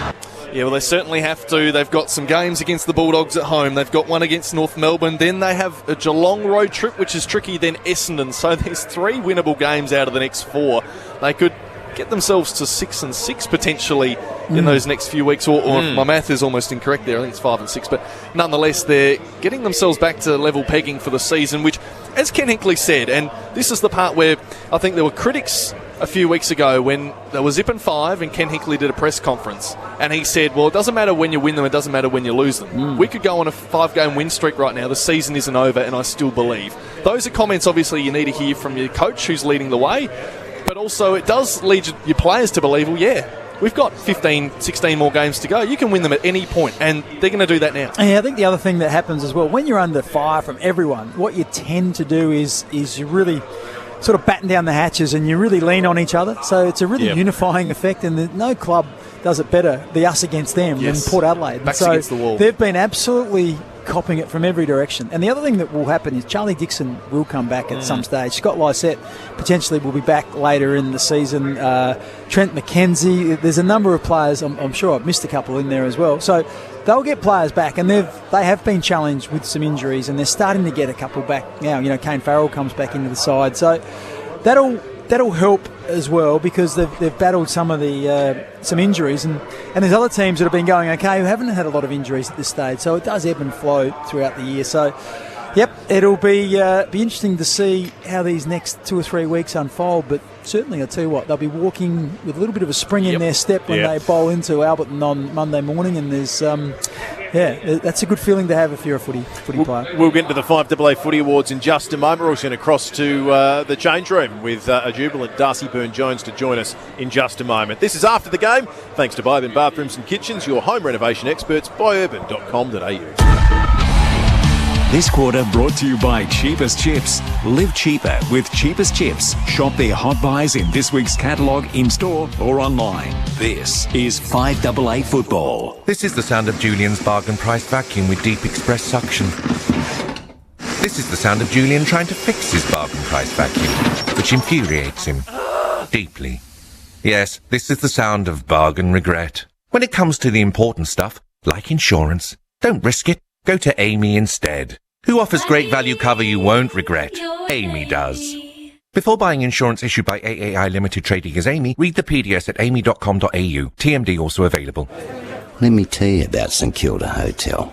Legend has it, long before the Schnitties and St Kilda Playground over there, this pub was a hideaway for the daring few who wanted a cold one after hours.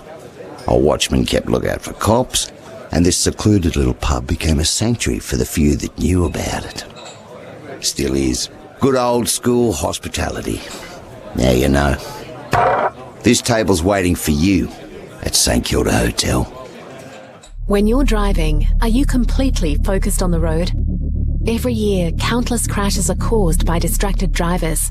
In the lead-up to National Road Safety Week, 15 to 22 May, Road Safety Education Limited, the Rider Program and Bridgestone are urging drivers to drive undistracted so others survive.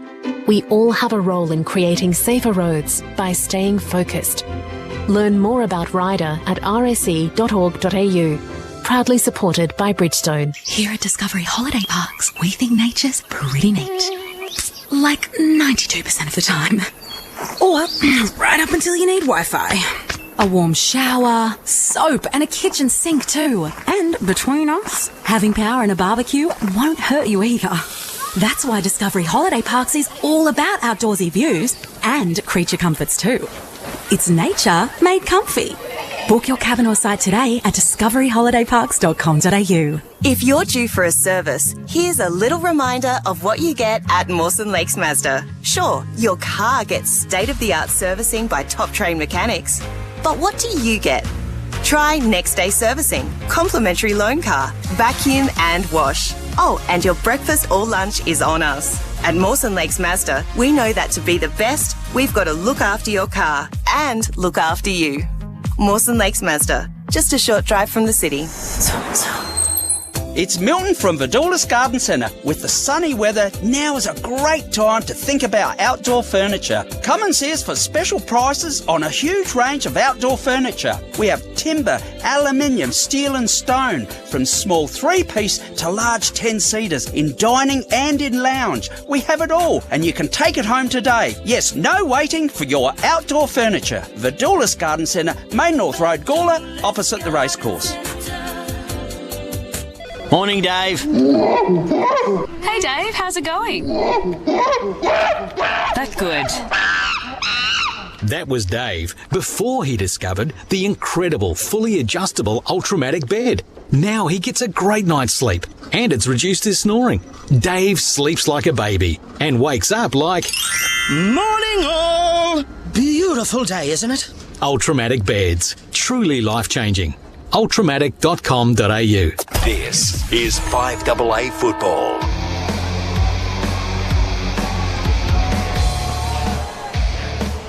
Well, Port Adelaide managed to hold on, get up by a point in near impossible conditions at Kazali Stadium in Cairns.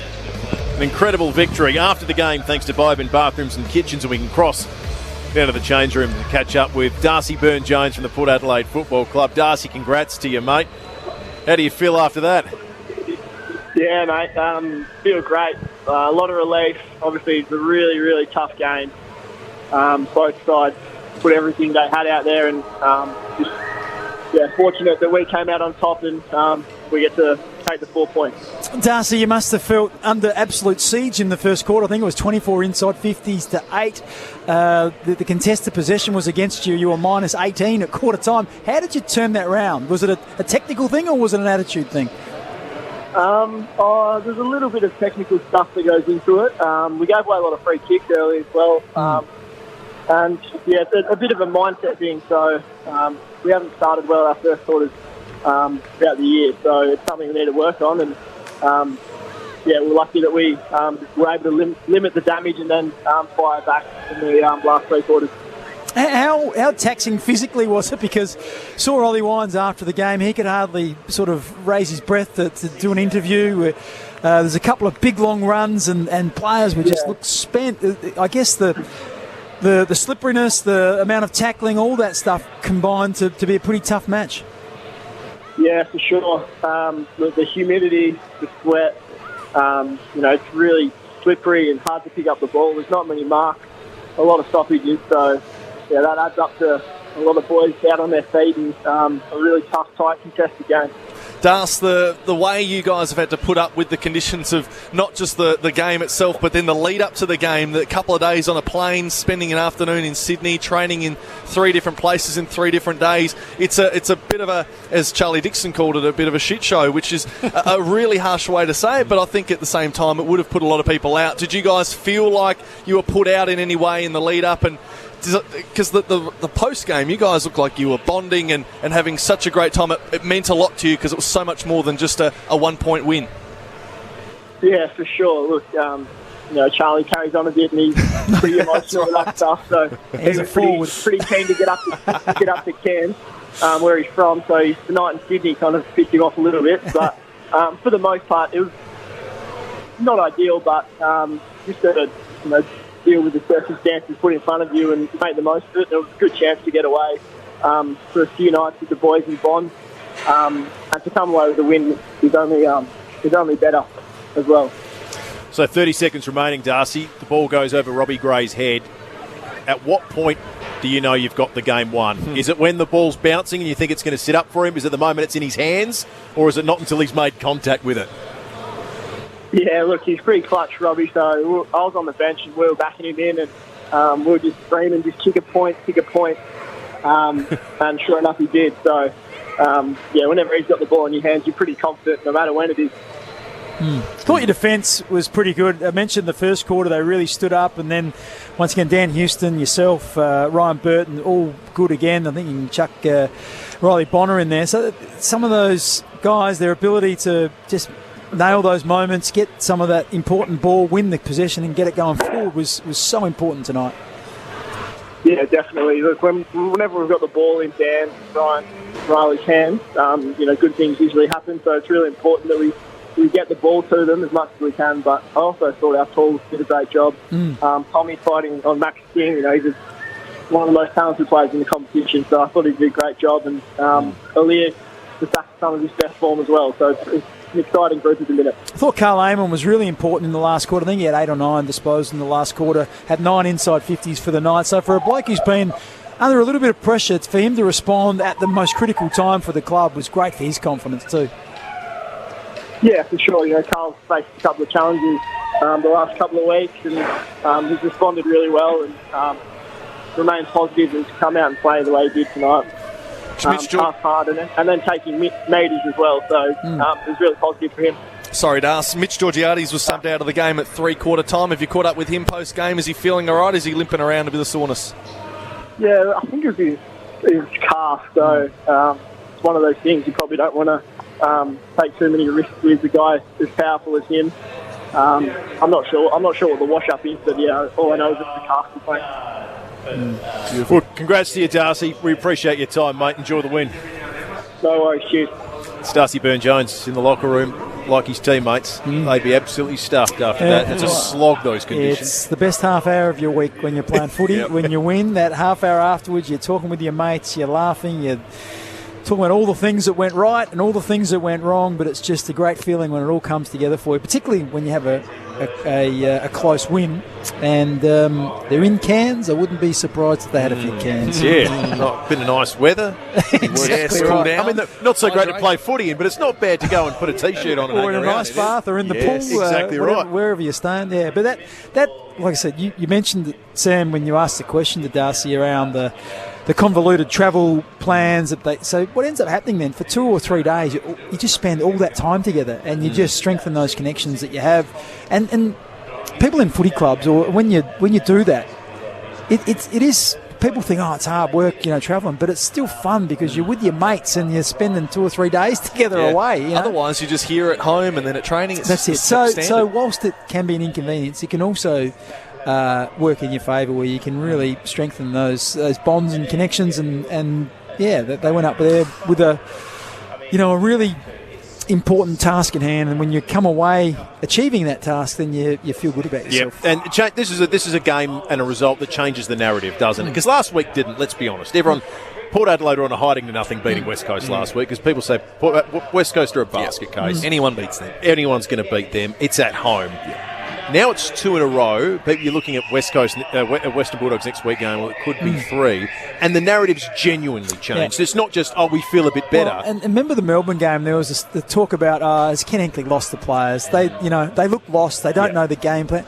Like after that game, they've embraced the coach. They're embracing each other. They don't look lost anymore. They don't look disenchanted. They look like they're a really connected group now. So, like you say, a couple of weeks is a long time in footy, and that time away, a couple of results going your way, an ounce of luck at the correct times, and things can turn pretty quickly. And just before you get to your awards, Bix, Timmy G said after last week's game, and I thought it was so important and such a crucial part that everyone forgets, is, and you know this, when you're losing a lot of games in a row and you lose a bit of belief, just actually having a win where you can, a simple game like the West Coast one, it came at the perfect time, where you can get your hands on the footy and remember how to play the game again, remember how you play your systems again, and all of a sudden you remember you can do it. Yep. And it's come at the perfect time. Now they've got a bit of extra belief with a couple of big scalps. So, interesting times, Bix. Let's get to your awards. It's almost 10 o'clock. Your goal of the day for Beechwood Homes, not that we had many to choose from, Real Custom Home Builders. Make it behind of the day. Well, that would have given me a few more options, but I ended up going with Ollie Wines, thanks to Beechwood Homes. As you said, they are Real Custom Home Builders.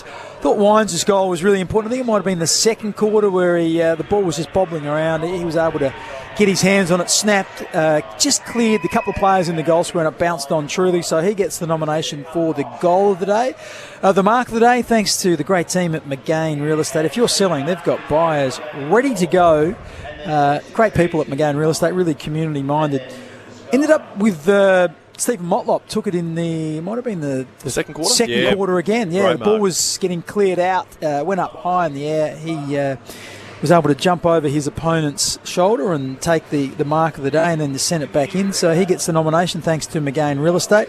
The Rising Star, thanks to Leader Computers. You might have to help me here. I'm not sure whether there are too many nominations that they're eligible. Let's talk about some of the players. I think Hayes has to be in that the haven't conversation. played a lot of doesn't footy. he? Yeah, Let's so be honest. Yeah, he come up against two ruckmen. Yeah. So he would have rucked for probably roughly 80% of the game. And then Paddy Ryder, who's a genuine ruck star for a long time, as well as the big fella from North Melbourne. And Tom Campbell. Tom Campbell, yeah. Forgot his name there for a second. And he didn't look outclassed at all. You know, there were one or two moments, but yeah, I think he's building, and that was a difficult game for thankless task for a ruckman. big, Those finishes. lots of stoppages. Trying to get your hands on it. The ball was wet and slippery. Trying to impact it is really tough. So the Rising Star, thanks to Leader Computers. We love Leader Computers. They're Australia's largest Australian-owned PC manufacturer, based just up the road here, Franklin Street, here in Adelaide. So we'll give that nomination to the young man in Sam Hayes, playing his fourth game.